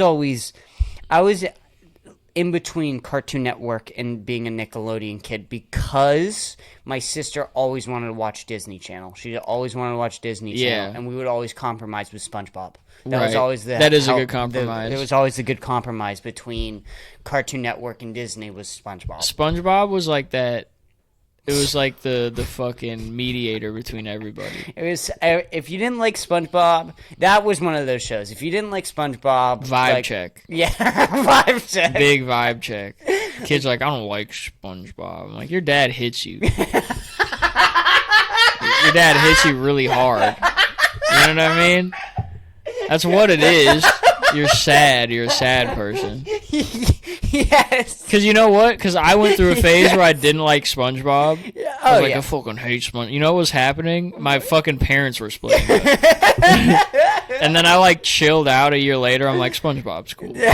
I swear to God. Like, I remember being like, SpongeBob's gay. Like, why does he laugh like that? And I remember literally, like, thinking I was right. And I think I was just an angry-ass kid. That happens to everybody. It happens to the best. Remember those kids that weren't allowed to watch SpongeBob?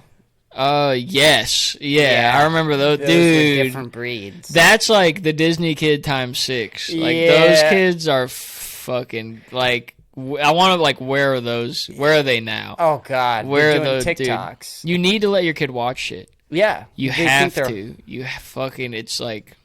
They think they're hawks on TikToks. They identify as hawks on TikToks. Yeah, because it goes the wrong way. It's that thing we were talking about earlier where if you raise your kid right. It turns into a fucking... Yeah. Like, that's what it is. It's like, let your kid watch SpongeBob. Yeah, let your kid fucking... Let your kid do whatever, dude. Let your kid... All right, not everything, but... You have to let your kid fuck up a little bit or there's no, like... Yeah. You know what I mean? Let him watch... Like, I got lucky because... Like, it sounds fucked up to say, but I got lucky because my parents didn't really care that much. So I got to watch, like, as a little kid, we were watching Ron White and, like, Dave Chappelle when I was little. You know what I mean? Yeah. So, like, stand-up was immediate for me. It was one of those things that was, like, I probably gained the consciousness fucking around the same time I was watching stand-up. You know what I mean? Yeah. So that was, like... So it's built into you. Yeah, like comedy was almost built into. Yeah, it was like we got music, we got movies, we got stand-up. That was our house. You know what I mean? Right. So I got lucky in that aspect. I think it's sheltering your kids. Just not good. I just feel like it's not. It's just a hard thing because you can be sheltered and taken care of and still be funny, but it's just like I don't know. Throw your kid into the world a little bit. Yeah, it's like that thing. Yeah. It's like when it's like Buddha's story. Like they sheltered the shit out of Buddha. Mm-hmm. You hear about this? His little backstory. No. So he was a prince. So Buddha was a prince. Okay. And he was just like he had a little kingdom, and his dad was like, don't let him see anything bad. Don't let him see suffering. Sure. Keep ill people away from him. Keep old people who are dying away from him. Like, sure. Give him good food and women. And then he fucking, like, one day he just was like, I'm gonna fucking, like, leave the walls or whatever. Yeah. And he left and saw everything, and it, like, crushed him. It, like, broke his whole world. Yeah. And that's where he ended up going down the path that he did. He's like, well, what, what is, And I think that happens to, kids. Like you're like, imagine you're fucking 15 and you've just, like, never been through anything. That kind of happened with me a little bit. It happened to you a little bit? Because my mom she wasn't so bad where she was, like, no SpongeBob, right? But, like, she was a helicopter parent. And I always say that. My mom was a helicopter parent. But what she didn't realize, she gave me an iPad. And then once I got that iPad, all the hell breaks loose. And I had full access to the internet, and I saw everything. Dude, I remember you're like, I remember literally being like, yeah, dude, I thought pizza rolls are cool. I'm going to get on the internet. And then it was just like dog being killed by shovel. You know what I mean? And you're sitting there and you're just like cold feet. You're like, I just saw a dog get killed. You know what I mean? Like, the first time, once I found out porn was on there, it was game over. It was game over. Dude, I don't even think I've ever said this to anybody. I probably have. I probably said this, but I remember one time, and you're young. There is no like, because you hop on Instagram now, and there's people like, don't watch porn. You know what I mean? Sure. There's like dudes helping each other to not do this shit. But as a kid, you're just like, you're a fucking goblin. You know what I mean? Dude, I remember one time I sat down in the computer room at our school, and instinctively I just put my hand on my dick.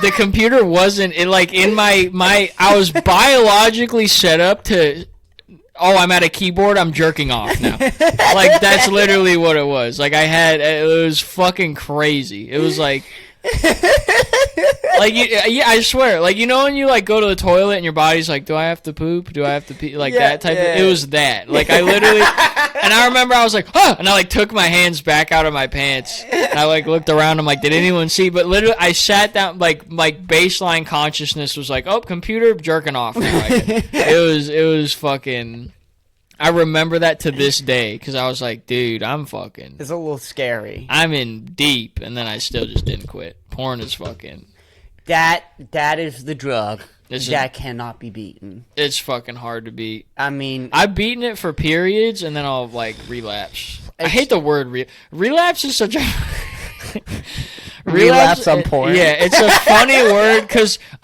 relapse works for other shit. Because if you're relapsing on heroin, you're That's like, bad. It's a sad scene. You're in your room alone. Mm-hmm. It's like when you say I relapse, you mean you jerked off everywhere. You came all over your phone. It's funny because you can't. Like, because you say the word relapse and your brain just cuts to you sweat. It's just not a relapse. It's not what that is. It's the wrong word. You know what I mean? Yeah, no, I know exactly. It's just completely wrong word for fucking, like. Right. One is, like, sad and pathetic. Yeah. And then the other one is, like, that's fucking sad. And I relapsed on jerking off and nutting into a napkin. You know what I mean? It's such a weird word to use that. Like the other, like, because you think about it like in a scene of a movie, right? Like what the tones of the music that would be playing. Yeah, like the word relapse is like some E minor, right? Like, and then you're just in like fucking. And then sad. The funniest thing about jerking off to porn if you don't want to is do it like just coming and then immediately being like,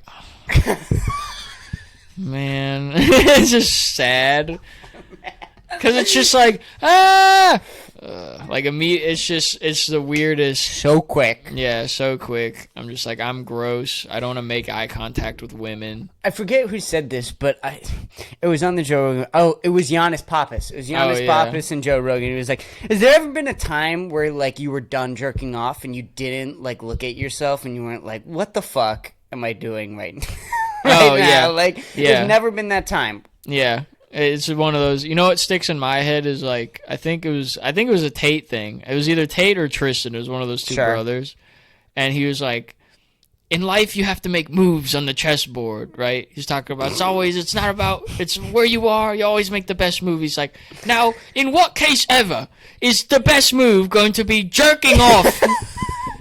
To watching porn and jerking off. He's like, when is that ever going to be the best thing that you could do? And I was like, damn, you're kind of right. Like, there literally is always something better to be. Always. Yeah, like, you could be fucking...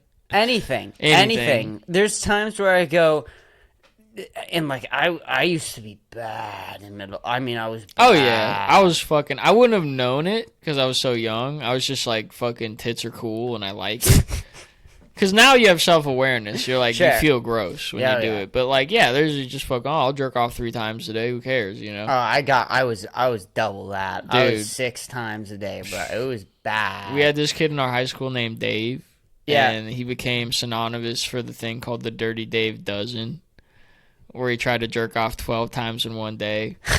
And he was like, yeah, by like the 10th or 11th time, he was just like, it hurts so bad. I'm like, you just... Which is funny because, like, it's a bit for nobody. Like, no one really cares. Like, it's just, like, a funny joke in your friend group. But he he really was like... He was like, this is my thing. Yeah, I do this now. The Dirty Dave Dozen was a thing in our, like, in and our how high often school. did this happen? Just once. It was Just like once. a David Goggins type thing. Okay. It was like, I'll just do one big race. Yes. Yeah. And break my feet. He's like the David Goggins of jerking off, dude. Yeah, speaking of which... Just because your dick wants to quit. You know what I mean? It was I just remember that. My high school was fucking... We had a poop bandit in our high school. What? Which was like, you'd walk into high school and there'd just be shit smeared everywhere. And like some kid would run down the hall, yeah, poop bandit! He did it again! No one caught him. No one ever caught him. My buddy Oni started a fire in a trash can. Yeah, high school is fucking... You just like... It's like you coop up a bunch of these... It's like, hey, you know all these guys that are like peak testosterone? It's like testosterone, highest it will maybe ever be. Yep. Brain functioning, forethought, not really there yet. No. So you're just all like... "Ah!" And you lock them all in a fucking room, and they're like, good luck, learn things now. Like, pay attention in school. Also, girls are going to be wearing yoga pants. It's the worst. High school is like, I mean, it's fun. The high school is good if you don't use it like high school is intended. If you do high school like it's supposed to be, like if you sit there and do your work and fuck it, dude, you would want to kill yourself. Oh, yeah. Like, the only reason I didn't off myself in high school is because I didn't give a shit, and I would, like, clown around with my friends and, like, fuck off. But, yeah, dude, it's fucking... Dude, high school... Dude, you weren't... No. High school with COVID was fucking... Oh, shit, dude. I didn't even think about that. Yeah. Fuck. So I did high school with the head of COVID. So I was a sophomore when COVID hit. They fucked you guys, I bet. Where were you at? What I was state? in Massachusetts. Were they pretty, like, Dude, strict? Everybody wants to talk about how LA was crazy because of the 10 p.m. curfew, right? Right. Do you know about that? LA had it... I think I'd heard about it offhand. Yeah, so they had a 10 p.m. curfew, so no one was allowed outside after 10 p.m. Nuts. Massachusetts had a 9:30 curfew, so you could not be outside past 9:30 at night. And then, I mean, just the amount of shit that came with that was insane. Like, the way the girls acted about COVID, number one, was insane. The way some dudes acted about COVID was insane. The way the teachers... So, this was the funniest part. Is like, so COVID hit, and basically all of the teachers are like, yeah, you're going to pass, like, no matter what for this year. Like, it doesn't matter at all, whatever. And then I finished sophomore year, and then junior year starts. So I feel like they're going to do, like, the same thing. No. They went fucking wholehearted, bricks to the wall. Like, you have to work all the time, every day. Doesn't fucking matter. So what they did, because they had like a stupid schedule, so it was only like half the day, and you would only go half of the days. I think they had something like that in Minnesota too. I didn't. I just like my friend's younger brother was still in high school or something, so it was like fucking yeah.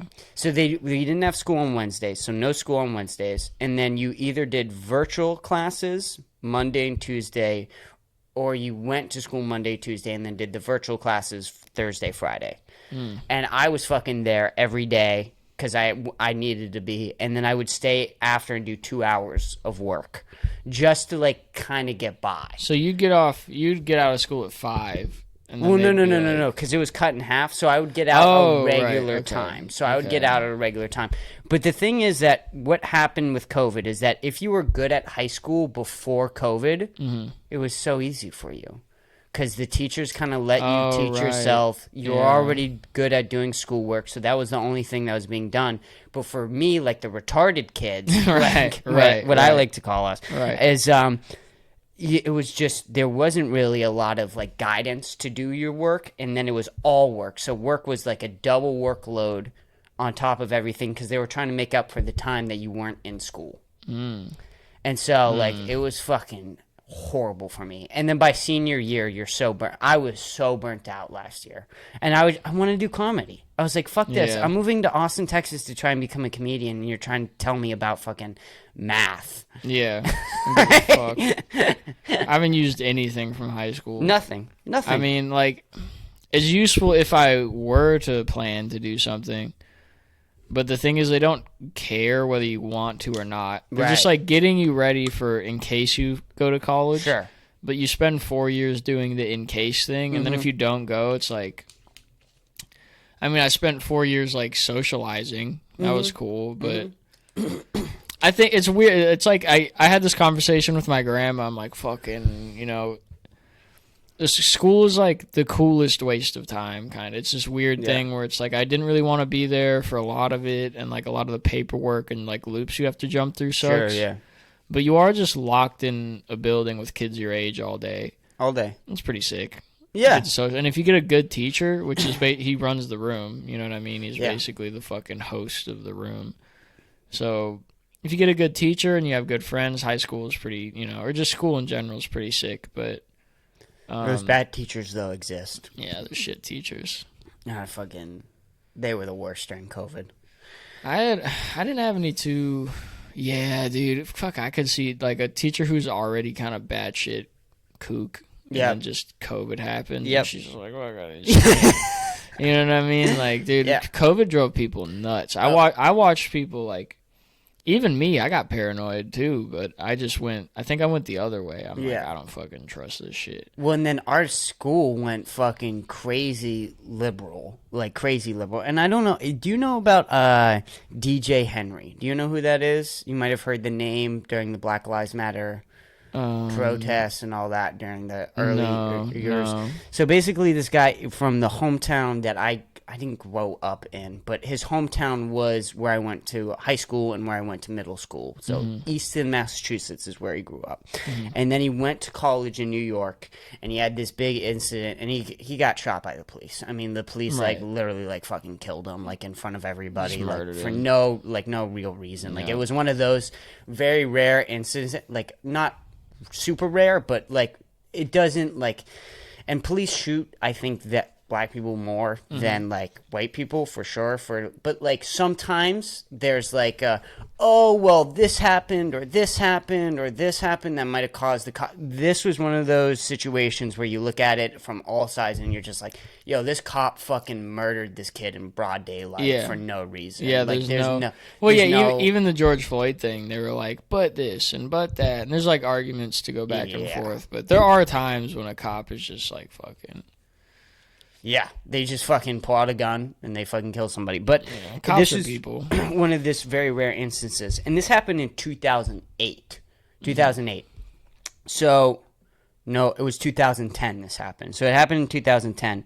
2020, it was the big 10-year reunion. The school had never even mentioned that it happened. Right. And he went to the high school. So then they were going to do this DJ Henry Day.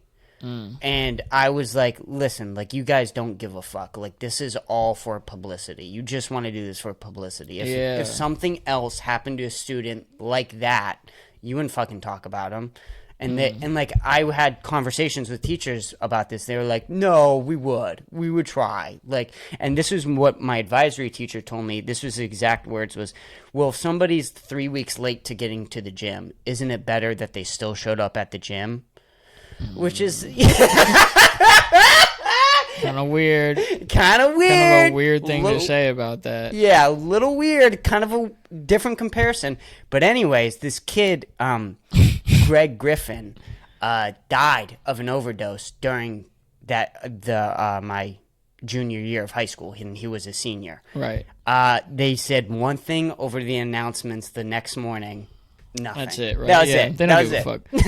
Like, they don't care about their students. Yeah, it's just like everyone cares about whatever the fuck is politically convenient to give a shit about at that time. Yeah. Well, That's what it is, you know what I mean? This white kid, he was, I was selling a little bit of weed at this time too, so I kind of knew him, and he was selling a little bit of weed too, so. You know what's funny as a white kid? Just being a white kid is funny because if you fuck up, the world is like, you fucking idiot. Like, no one gives a shit. They're like, right. You had it all. You had it all, and then you swallowed Xanax, you dumbass. No one gives a shit. Right. No one cares. No one cares about your fucking problems. It's like, I mean, people with, like, actual compassion care. Like, people who, you know, like that. But as far as, like, it's just funny. Like, what was that one Dave Chappelle joke? He goes, it was a genius written joke. Is like, yeah, the opioid crisis is happening now. I know what white people feel like in the '80s when the crack pandemic happened. I don't give a shit. Yeah, he said, I don't care either. Yeah, right, exactly. Yeah, it's what it is. It's like, you know, it's fucking weird. Being human's weird because it's like I care, but you can only care so much. I have like 7 care points that I have to dedicate to me. Yep. To keep myself going, and it's like fucking it's just one of those things where, dude, being a human being is weird. And then what you and I do like it too, but what you and I are trying to do is fucking even stranger. Yeah. I mean, Joe Rogan says this all the time. There is a large percentage of the population who will never know what it's like to kill. Never. Oh, yeah. I remember him talking about that. He was like, dude, it's fucking so easy now. You just never see... A lot of people won't even see anyone die or anything. Right. Like, that's why, you know, I think... Oh, no. I meant like murder on stage. Oh! Yeah, no, I wasn't actually Well, that is like a Joe Rogan thing to say. Right. He's like, no one will ever kill in cold blood. Joe's funny like that. Joe's so funny like that because he'll be like, man, I love fucking... He's like, I love golden retrievers. They're just so nice and cuddly, and man, they're so great. I wonder what it's like to drive a sword through another man's spine. You know what I mean? He's so fucking polarizing. He's like, I love cooking meat and camping. Also, imagine what it would have been like to be Genghis Khan. Right? Yeah. Imagine just murdering everybody. Everybody trying to conquer the world. Also, I have this new steak season. Yeah, he's buy weird. on it. Yeah, he's weird like that. But I love him. Like, I honestly, I wouldn't be here if it wasn't for Joe Rogan. No, Joe's cool. Joe's cool as fuck. I mean that sincerely. I always thought that I was going to move out to LA. Mm-hmm. I want to move out to LA. I'm going to do whatever the fuck I want to do there. And during the pandemic, LA kind of shit the bed a little bit. Yeah. And so I just was like, Joe Rogan was like, all right, LA sucks. Let's try Austin. I was like, okay. Yeah. That's literally what happened. I think he was here. I think this comic shit was going on for maybe a year-ish before I came here. Mm-hmm. Yeah. Because I remember I'd played around with going to Austin, and then he came. Sure. And I can't remember. I probably did hear about it through him. But he was like, he was just like, hey, bro, this place exists. It's fucking... They don't fuck with, like, COVID regulations. They don't really care. You can do whatever you want. And, like, we're going to move a bunch of comedians here. And I think everyone kind of had the same kind of vibe with it. It was funny to watch these dudes who aren't from here being like, yeah, fucking Rogan's Club's never gonna happen. This shit's never gonna happen. Austin is a bust. It'll never be. And then, like, literally every other day there's a new club opening. Like, Sunset just opened. Roscoe's just open. East Austin opened this year as well. Yep. There's fucking probably 8 comedy clubs here. And then how many open mics are being hosted now? I don't know, but 4 a day sometimes. At least. Yeah, it's rare. There's like 1 or 2 days a week where there's not any mics, but who fucking care? Also, who cares? Like, I think it's better to skip a couple days. Yeah, sure. Yeah, sure. So it would be nice. Like, I feel like more Saturday and Friday night mics would be nice. Yeah. That's it, though. Like, those are the only 2 days that are, like, pretty light. But it's one of those things where it's like, do you want to host a mic on Sat? Probably not. I'll probably be doing some shit. You know what I mean? I'll probably be fucking, you know. Right, yeah. Who's going to come on Friday? Who wants to host on Friday? Yeah. Who wants to be an audience member on Saturday night at an open mic? No, you want to go get drunk and go do shit. Yeah. Those people are wild. I always say that. I have, like, a little bit of a bit about it, but, like, it sometimes works, sometimes doesn't. Right. But, when you just see, like, a regular person sit at an open mic for hours, like, oh yeah, that is the weirdest shit ever. Whoa, it's so fucking. I'm like thinking about it right now. It is so weird. What? Like, imagine. Who are you? Why are you here? Why the fuck are you here, dude? I'm here to do this shit, and I remember like. I'm a little better now at tuning out. Sure. You know what I mean? But I remember when I first started doing open, it's just like you feel every set. Like every time someone goes up and does bad, you're like there for it. You know what I mean? Like, it's like emotionally taxing being at open mics. Open mic, and like older comics, they don't fucking go to open mics. No. Or when they do, they hang out outside until their sets. You know what I mean? I try to hang out and be a good listener for I do too. A good chunk of the time. I try to too, yes. Yeah, you're good at that. I try to, because it sucks. It sucks when you're performing in front of nobody. But at the same time... I did a set like that at the Creek, fucking... My sets were doing pretty good at the Creek, and I was like, man, I'm good at this room now. You know, you have like 4 sets to do well at those mics, but I went up at like the end, and I just forgot what that was like when there's like, 5 people in the whole room or something, and like 2 of them are actually listening. One of them's awake type shit. And I didn't have like a bomb because in the moment I'm like, this is fucking silly. You know what I mean? Right, like, I got a couple of giggles on some things, so it wasn't really a bomb. But I was, it's just performing to nobody, performing to fucking... Have you ever done Anderson? No, it's a pub. You probably can't get Anderson in there. Mill Pub? Yeah. I've heard that. No, I haven't gone. Yeah, that place is a fucking... It's... Some people love it. I'm not the biggest on it, I think. It's one of those mics where people talk. Like, it's... I like these mics where it's set up like, okay, this is an open mic. If you're going to be in here, please shut the fuck up at least. Yes. Yes. You know, I like those. It's but there's open mics where it's more open ended, like it's at a bar, right? And it's like, I was trying to explain to my buddy what some of these open mics are like, and I'm like, okay, now imagine a bar. You know, I'm like, he's like, okay. I'm like, imagine the noise of a bar, like people talking, everything. And he's like, okay. I'm like, now imagine also in that noise is a dude in the corner just telling jokes. And the noise of the actual bar really isn't affected at all. Like, no one really gives a shit. There's like 3 people there. Right. And he was like, he was just like, that sounds fucking awful. I'm like, yeah, it is fucking awful. So, those mics are fun to, like, I heard someone say it, just like, don't base your abilities off of shit like that. Right. But if you can make something happen at that mic, it's more of a challenge to just have fun with it or just fuck with the crowd or like...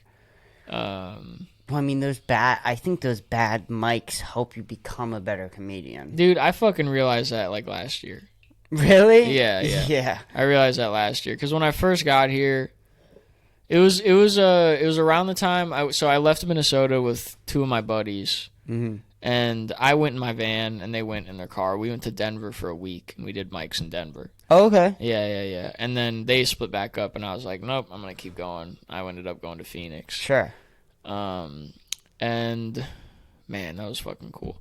Denver's cool. That's sick. The That's scene, a sick the scene story. there is pretty cool. The scene Sure. in Denver is like, it's like right in the middle. It's like you can't really say super risky shit, Right. but they're not going to be on your ass for saying crazy shit either. If that Sure, makes sure, sense. sure, But, sure. Yeah, that makes sense. Like a healthy medium. Yeah, yeah. But I remember doing some dead mics in Denver and just being really like, "Fuck man, what the fuck is the point?" You know what I mean? And then my buddy sent me a clip of somebody being like, "No, those are going to make you really strong." Because it's like it's Right. like training. It's like training with weights on. Right, right, It's like- exactly. It's like imagine if you got out of bed every morning with a 40-pound weight vest on, and then one Yeah, day you right. just didn't have it. You're like, oh, that's what it feels like when you find regular people crowds that are like willingly listening. Right, Like right. They want to laugh. open mics, yeah. Open mics are very fun. I like them a lot. Yeah, But especially when From- you get a good one. yeah, dude, when you get a good one, open mics are fucking cool. Like Tiniest Bar the other night, that was one of the best open mics. Which night? We were under the thing for the rain. Oh yeah. I I remember that was everyone fun. was just like happy to be there for Yes. some reason. I don't know what it was, Right. but everyone was there and paying attention. Like I remember fucking watching Kenny Buttons just crush. Oh my god. And With then that- I had to follow him. Oh I had to yeah. follow him, and I fucking bombed. Oh, I mean, yeah. I bombed, and I think I bombed because Kenny fucking. They missed Kenny. They wanted to see more Kenny. They were like, "Fuck this 19-year-old dude." I Like, saw get I Kenny. saw I saw you up there, but I saw you aware too. Oh yeah. You're like, yeah. ah shit. Yeah. You know what Well, I mean? I So- tried to like a fucking reference from an earlier joke, and it just did not Yeah. fucking work. But like, you know, it was whatever. Like whatever. They missed Yeah. Kenny, and that's what it was. I should have been The better. fact that you're up there doing this shit in general, though, is like, you have to remember anytime you're hard on yourself, especially when you're young like this, is like, dude, there are fully grown men who would shit their fucking pants if they had to talk to Right. 20 people. You know Right. what I mean? Right. So, yeah, shit like that is like stepping stones. And I fucking got really. I think I know why I also bombed is because I was getting ready before. Like I can't really listen to the set before, but like I still try to listen a little bit because I just like I like to pace around. I like to jump. I like to fucking Yeah. like really get into like I'm about to be on in front of people and I have to try and make them laugh. And fucking I just heard like laughter from Kenny's set. I'm like, oh no. Wow, yeah. And it scares you, but it's good. It's good. It's Yeah. good that I went there. It's good that I had that experience. I'm glad I went up that night. Yeah, all that shit's good. It's all good. It's all all good. good. I mean, I might not have felt great afterwards, but it's still good that I did it. Yeah. And you have to have that. If you don't have that and you're trying to do open mic comedy and trying to become a comedian, like, you're not going to get far. Yeah. You have to be able to fucking take it on the chin. Yep. Like the fucking... Yep. That's I heard something where it was like you're either too stupid or too tough to quit, something like that. You're either smart enough and dedicated and like, you know what I mean, Yep. or you're literally just like stubborn. But like Sure. whatever it is, you just keep hammering it out Right. until shit works.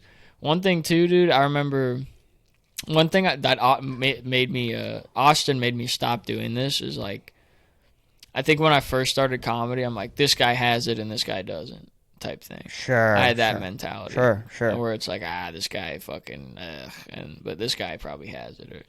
But I've seen, through doing this, I've seen people improve, and I've seen people who I'm like, this guy fucking is a bomb head or whatever. Right. You know what I mean? Not bomb head's a strong word.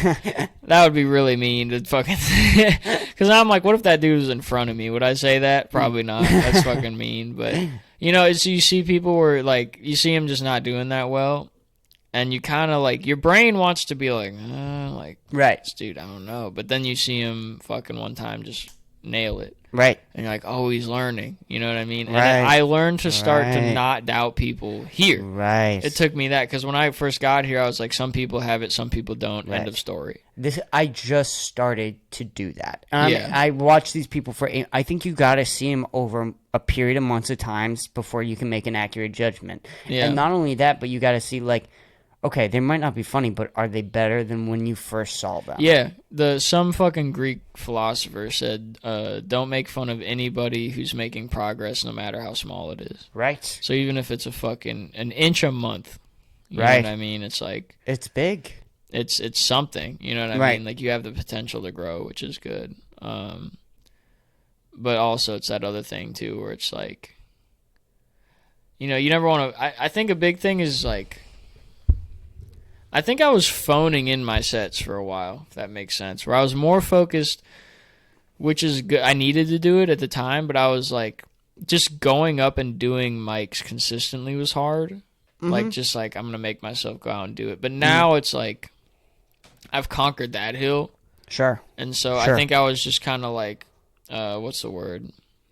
Just like going through the motions. Sure. I wasn't really in every set that much. I was doing okay and shit. And I'd have good sets scattered in between, but a lot of it was just like I'm just doing a mic, and the hard part was just doing the mic. And now the mic is a routine in my life. Like if there is one, I just go. It's not. I don't even think about it. Right. It's not like, all right, we're gonna do it today, Right. type thing. Because it took for a while. It was like I had to like muster up the thing to just do the mic. If that makes sense. Well, Yeah. And then when I first started, and I always say this, is like writing is like the stretching equivalent to working out. So like when you first start, right, and you haven't worked out ever, like when you first start comedy and you haven't done comedy ever, you're going to have to write for like an hour before you go up on stage, or you're going to have nothing. Yeah. And that's like the equivalent of stretching. Like you're going to need to stretch before you go out on that run, or you're going to hurt yourself, and you're going to hurt yourself bad. Right. And so, but as you do it more and more and more, you can kind of work out more and stretch less. Like where it's sort of like you just have to, like, I rarely sit down and I'm like, okay, right now I'm going to write, which is something I did every fucking time before I went to an open mic, where it's like, okay, I can just write at the open mic. I'm here for 2 hours. Yeah, that's a big thing. Your brain is like pressured because it's going to go up on stage. And then for me too, I do the solo podcast. My best material comes from doing the solo podcasts. I'm just going to do the solo podcast and then write at the open mics, and then occasionally sit down and I'll write and go over my stuff. And that's been working out way better. Yeah. For me. And everybody's different. And that's the thing. Everybody's got to kind of figure out, like, you have your stuff that you're going to do. I have my stuff that I'm going to do. Try it all. Especially when I'm 8 months in, I'm like still looking like, what are you doing? Like, what's he doing? What's everybody doing? Like, I need to try all these different things. Yeah, I think that's one thing too. Is like I just like, your thing does make sense where it's like because a lot of times people are at open mics and they're just like, I'm bored, and I'm like, well, I mean, you could be just like flipping through your book or something, read a book, do something. But I think I could write a little bit more. Is maybe my thing. Sure. I definitely what I used to do every day is I wouldn't write. I think forcing yourself to be creative is impossible. I think sitting down and being like, I'm gonna write funnily right now is like very hard. It's more, it's waves for me. It's like I'm feeling and I can write, you know. Yep. But what I would do is I just open end journal. Yes. Just write, not comedically. Don't write. Whatever, just write about fucking anything. Yep. And then if there's fucking bits in there, pick them out and then put them into the funny book. Yeah, and that's what Joe Rogan says to do. Is he says? Oh, he says that. He says he has a doc. He has a computer that he shuts off the internet for. And he gets on a Word document and then just types whatever is coming to his mind. And he does that.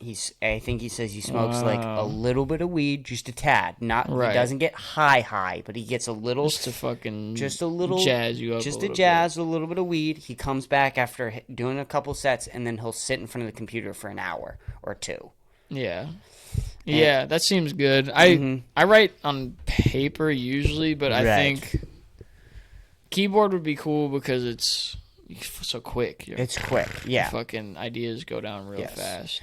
But also when you're going over, like I've noticed if you're talking about something that is funny, right? It's actually better to write it down because number one, you're gonna remember it more. Yeah. And then number two, you're thinking about every single word that you're writing. You're watching it get written out. So you're thinking, okay, is this good? Like, is this good? Do I need this part? Can I make it better in any way? Like, you're constantly thinking about every single word on your set, which is what you need to do. Yeah. Yeah. So it's weird. Writing's weird. Writing's weird. It's fucking... I like,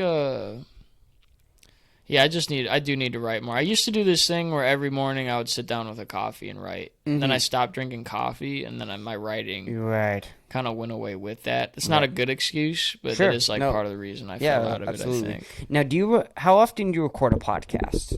Do you do it consistently? Not often at all. Not often at all. I think this is my first time sitting down and doing like a long form one in a long time. Well, okay. Like that one I did with Audrey. Yeah. That might have been the last one I did. I think it probably was. So not often. This is something, but I'm already finding it to be good. This is good because no matter what you're doing, and like I forget his name, but one of the open micers in Austin, he's really good. He's funny. You've probably seen him at Wanderlust, but he was a public speaker.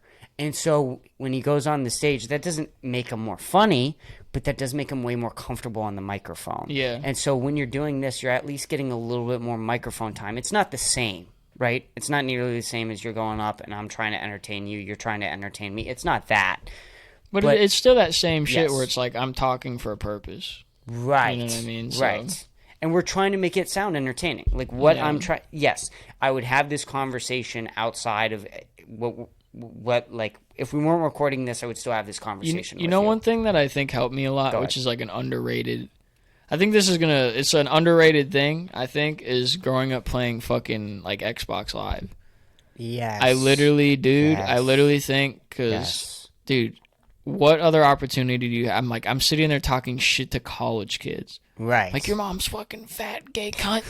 I'm like 12. You know what I mean? Right. And you're in a microphone. There's pressure. That's true. 20 people in the lobby. Think about that. Okay. Yep, dude. I've thought about that one time. I'm like, man, that Xbox shit probably helped me a lot. Right. Because there is pressure. There's 20 people in the lobby hearing you, and you're like trying to flame this fucking guy.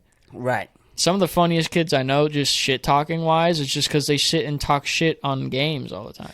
Right. Dude, they're killing. They're killing in a room of. I mean, it's an online room. It's an online room. But there's 14 people in this Call of Duty lobby. Right. And my fucking friend's little brother said X, and now the whole fucking room's like, that's your killing in the Xbox. Right. Yeah. I didn't even think about that. Yeah. And everybody sort of has to pay attention to what you're saying because they're playing a game. Yeah. So not even like they're still being entertained no matter if what you're saying is funny or not. Yeah. Yeah. Okay. I think I learned to talk shit on Xbox later. That makes sense. Yeah. Well, I would say one of the ways that I learned to talk shit for sure is PS4 parties. So no one was really on like Call of Duty servers. Like no one they would play it, right? But like because I was Black Ops 3. I was Black Ops 3. Yeah. So that was like when I really started getting into Call of Duty and those types of video games, Call of Duty Black Ops 3. And like by that time, everybody kind of stopped hopping on in-game chats, but you still have the party. You'd still have the party. Xbox Live was like the same. Sometimes you'd invite a dude to a party just to talk shit to him. Of course you would. Like, you'd be like, I remember like if you really fucking, you'd know you fucked up. Like if you really fuck some people up in a game and you got the little bling, they've invited you next to. Like they're so mad at you, dude. They're fucking pissed. I remember Xbox is funny. It's just like it's the first time you're like, because I think I had an Xbox before I had a phone. Yeah, sure. And when you have a phone, you really can only talk to people you know. No. But like on Xbox, you talk to anybody. Sure. So you fucking like, it's like here's this machine you can talk shit to the entire world. 20 people at a time. Right. But yeah, you could just send a video, just a fucking audio message of you farting to some 30-year-old dude. Yeah. Yeah, Xbox is fucking great. And the thing is with PS4 is like it was only people you knew, but it was all mutual friends. Yeah. So the whole town would hop on into one PlayStation party. So then you got 10 guys in one PlayStation party. Our town it's was a Friday divided night. between PlayStation and Xbox. That was kids. mine too. Mine exact same thing. You had the Xbox kids and you had the PS4 kids. What do you think the because of dynamic fact- between? Remember when we were talking about Nintendo kids versus Cartoon Sure, Network sure. kids? Do you think there's like a dynamic between PlayStation and Xbox kids? I think, I see it a little bit. You were a PlayStation kid? yeah. Well, I originally had Xbox 360, Yeah. and that then was I mine. switched to PS4. It was the divide in my town. I swear it was like, if you have a PlayStation, you're a Mexican kid who likes FIFA, and if you have an Xbox, you're a white kid who plays Halo. Right. That was right, it. That right. was literally Yes. like, are you brown with FIFA or white with Mexican? That was like, I swear, like it sounds fucked up, but when I think of the real difference, it was like, I think PlayStation dudes were more like kids who like sports Right. and shit. Right. Xbox kids were like, I like snowboarding. Right. You know what I'm saying? Sure, Xbox kids, like my dad has a snowmobile. Like I don't know what that like. What's a good fucking?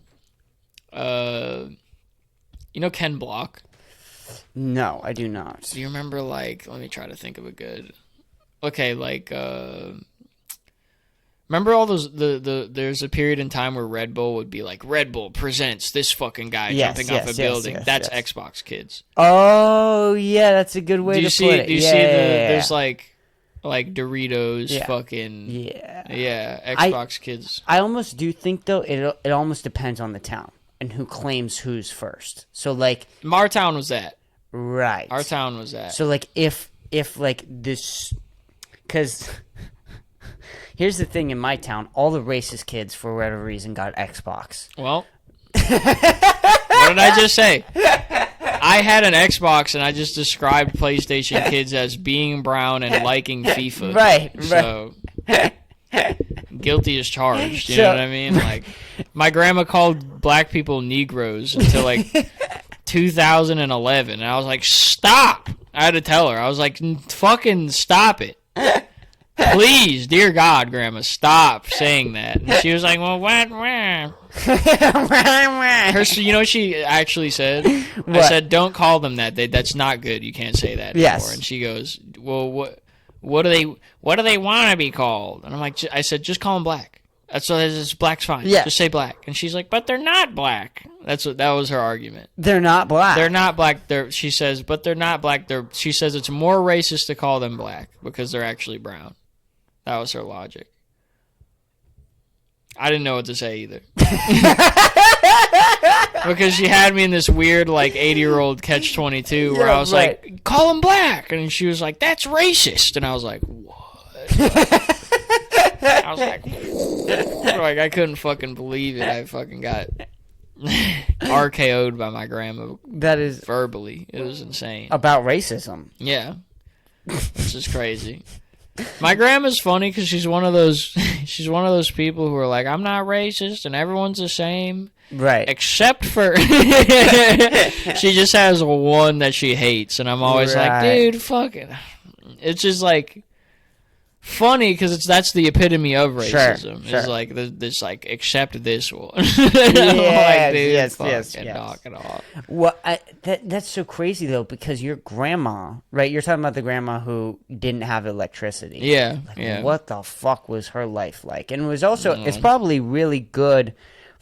I mean, for her later in life when she did have electricity, when she had those basic things, and then she remembered when it wasn't like. Yeah. And obviously that probably wasn't the greatest thing. You probably got the best out of all of it because you could hear her story. I feel I feel super lucky. Right. You didn't have to actually live through it. Well, yeah, it's just like if you have, it's one of those things.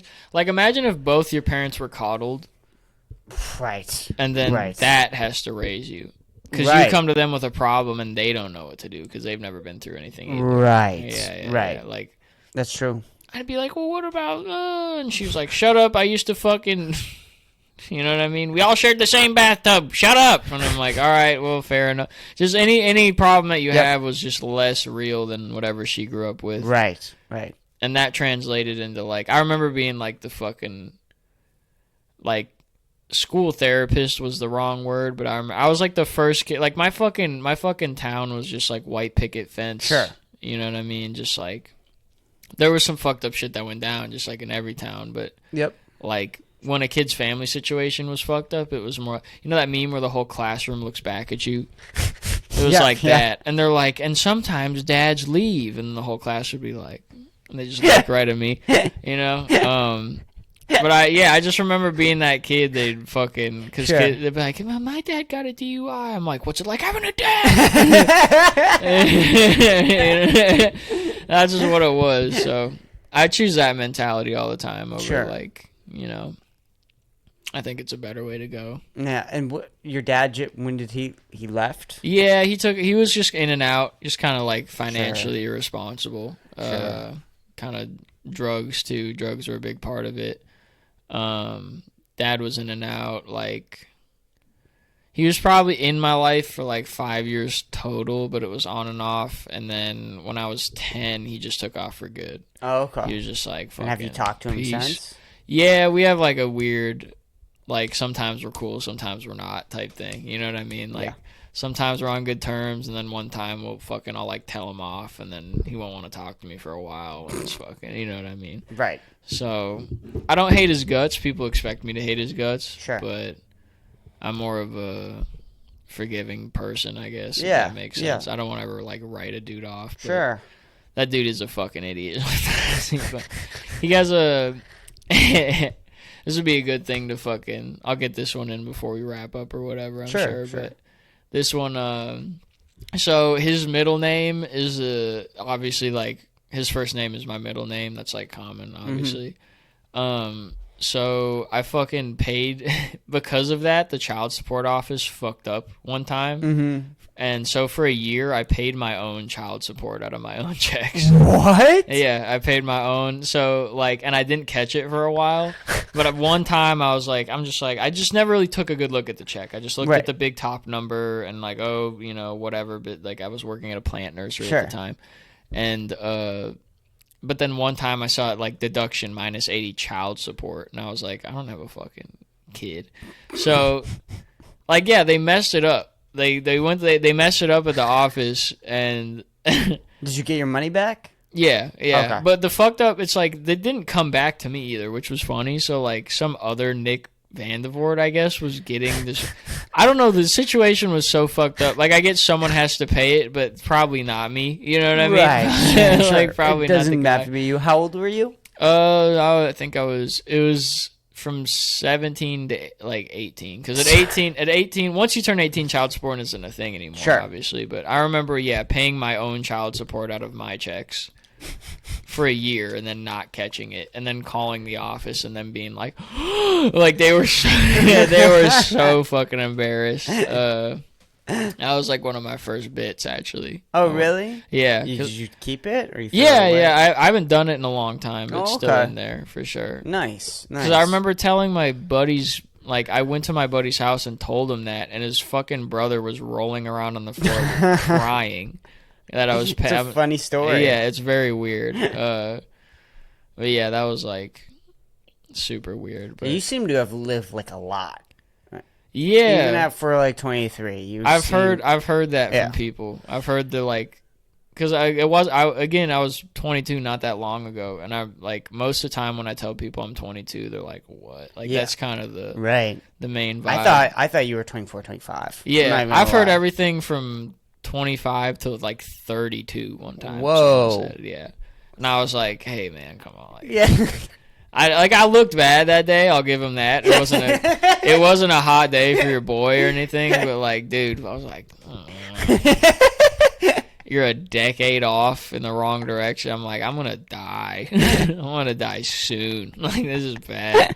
It's fucking shitty. But I had that. I was at a fucking house party one time, and I told them they were 22. I told them I was 22, and it was this party where fucking crazy party. There's this dude here that throws parties, and I won't name names, but it's like the craziest fucking. It's just like, here's a bowl of mushrooms. I'm gonna set this in the middle of the table. You know what I mean? Yeah. Like, it's like it goes pretty. They go hard. They Sure. go hard as fuck, dude. It's so fun, but I remember like telling this girl that I was 22, and like her and I think it was her boyfriend just looking at me like. And I was like, I know, it's a beard, I look older, I'm fucking tired, whatever. And she said something like, no, the way you carry yourself, something like that. Right. So, there is Right. something to, like, how much you've lived. Because you meet 30-year-olds that are fucking children. Yeah. You know what I'm talking about? Weird. I'm like, yeah, it's Weird. it's like, they're just like, I don't know, they just eat the same chicken sandwich every day or something. You know what I mean? They're just, like, living in a routine, but. Well, there's a, what is it? There's a, like, we don't need to name names, but there's a couple people at open mics who act like they get mad. They feel like they're sad or something, and they get like, they bring the energy down in the room. They don't want to be there, and they act like children. I hate people. I hate people who bomb, like, they throw fucking fit. Yes. Like, yes. they're like, right. Yeah, you know what the fuck I'm talking about. Yeah, it's I like, know exactly what you're talking they're mad about. at you that they're bombing. Yeah, don't be mad. How are you mad at me because you're not funny? You Right. fucking... and it is funny when they're mad. Like, when you get mad that you're bombing, or when I get mad that I'm bombing, but you get mad at yourself. Yes. And I'm getting mad at myself. They're frustrated with... I'm like, dude, this is not our fault. Yes. You're, like, holding us hostage with your Yes. shitty energy right now. It's terrible. I hate that so much. And I always blame... we said this in the earlier in the podcast. Always blame yourself for your bomb. Yeah. Always. I blame the crowd, like, one time. Sometimes that happens. Yes, it does happen. It was in Denver, and it was just one of those... I didn't understand how shitty open mics worked yet. Right. So, like, for me, I'd only done mics where people were respectful and paying attention, and I went to one just dog mic. And I was Right. like, man, fuck this fucking place, and fucking, like, what's this place called? I turned around and saw the logo on the wall. I'm like, man, fuck this place. And then everyone behind the bar was like, ooh, don't talk shit about this place. I was like, fuck you, I'm not from here. Like, I was just talking mad shit. And then my buddy was just recording me and laughing. I didn't even know he recorded me. yeah. And then he, like, sent it to my other friend. He's like, look at Nick freaking out. Okay. It was funny, but... All right, man. Well, I think it's almost fucking 9 o'clock. Damn, dude. And we've been recording for like 2 hours and 45 minutes. Perfect. Almost. That's So, like it's a good. that's a good time. length, right? Yeah, absolutely. No, Cool. I always like that length. The 2.5 hours to 3 hour is like the perfect space. We got good clips in there too, I bet. Some oh fucking god, bro. little snippets. I am so excited to edit this promo. I sick. edit promos, so I'm Dude, fucking so excited for this. boy. Yo, My boy. hey, my guy. Thank you so much for coming Yes, on. sir. I Hey, had anytime, so much by fun. the way. Do you want to plug your stuff? Oh yeah, shit. I don't have a lot. I don't have a I lot can at put the it moment. in the description if you want me Man, to. You have your Instagram. See, I have some stuff that I'm like, I know I'm getting booked on soon, Okay. but I don't have the date. You know what? Yeah, if you, Instagram, because anything I'll be on, I put on my story. Sure, I put up. sure. So my Instagram, my tag is Nick Be Good. Like, and like Nick BEGOOD. And it should be a little like. It's a little drawing of my face on a yellow pad. That's how you know it's me. And also, I'll put it in the link in the description, so you can just go down in the description, click it there, and you can just hit the follow button. Dude, yeah. Very good. Dude, thanks for having me on. Absolutely. Thank you so much for coming on. I hope you had a good time. Yeah, dude, this is sick. I like this. I want you to come back on anytime you damn well please. 100%. I'll definitely hit you up about that. But thank you so much, Nick. Yeah. Thank you guys so much for listening. This has been fucking episode 122. Are you serious? Episode 122. Wow. There's 122 episodes. That's a lot. Of me just spewing shit into the internet. That's so cool. But I'm gonna get something like this eventually. Dude, take your time. I would go the other route if I could. Find a friend with somebody with the podcast. You have one now. Let's go. And, Let's go. Yeah, and just get funny. Get funny. Thank you guys so much for listening, everybody. And peace out. Peace. Oh, sick.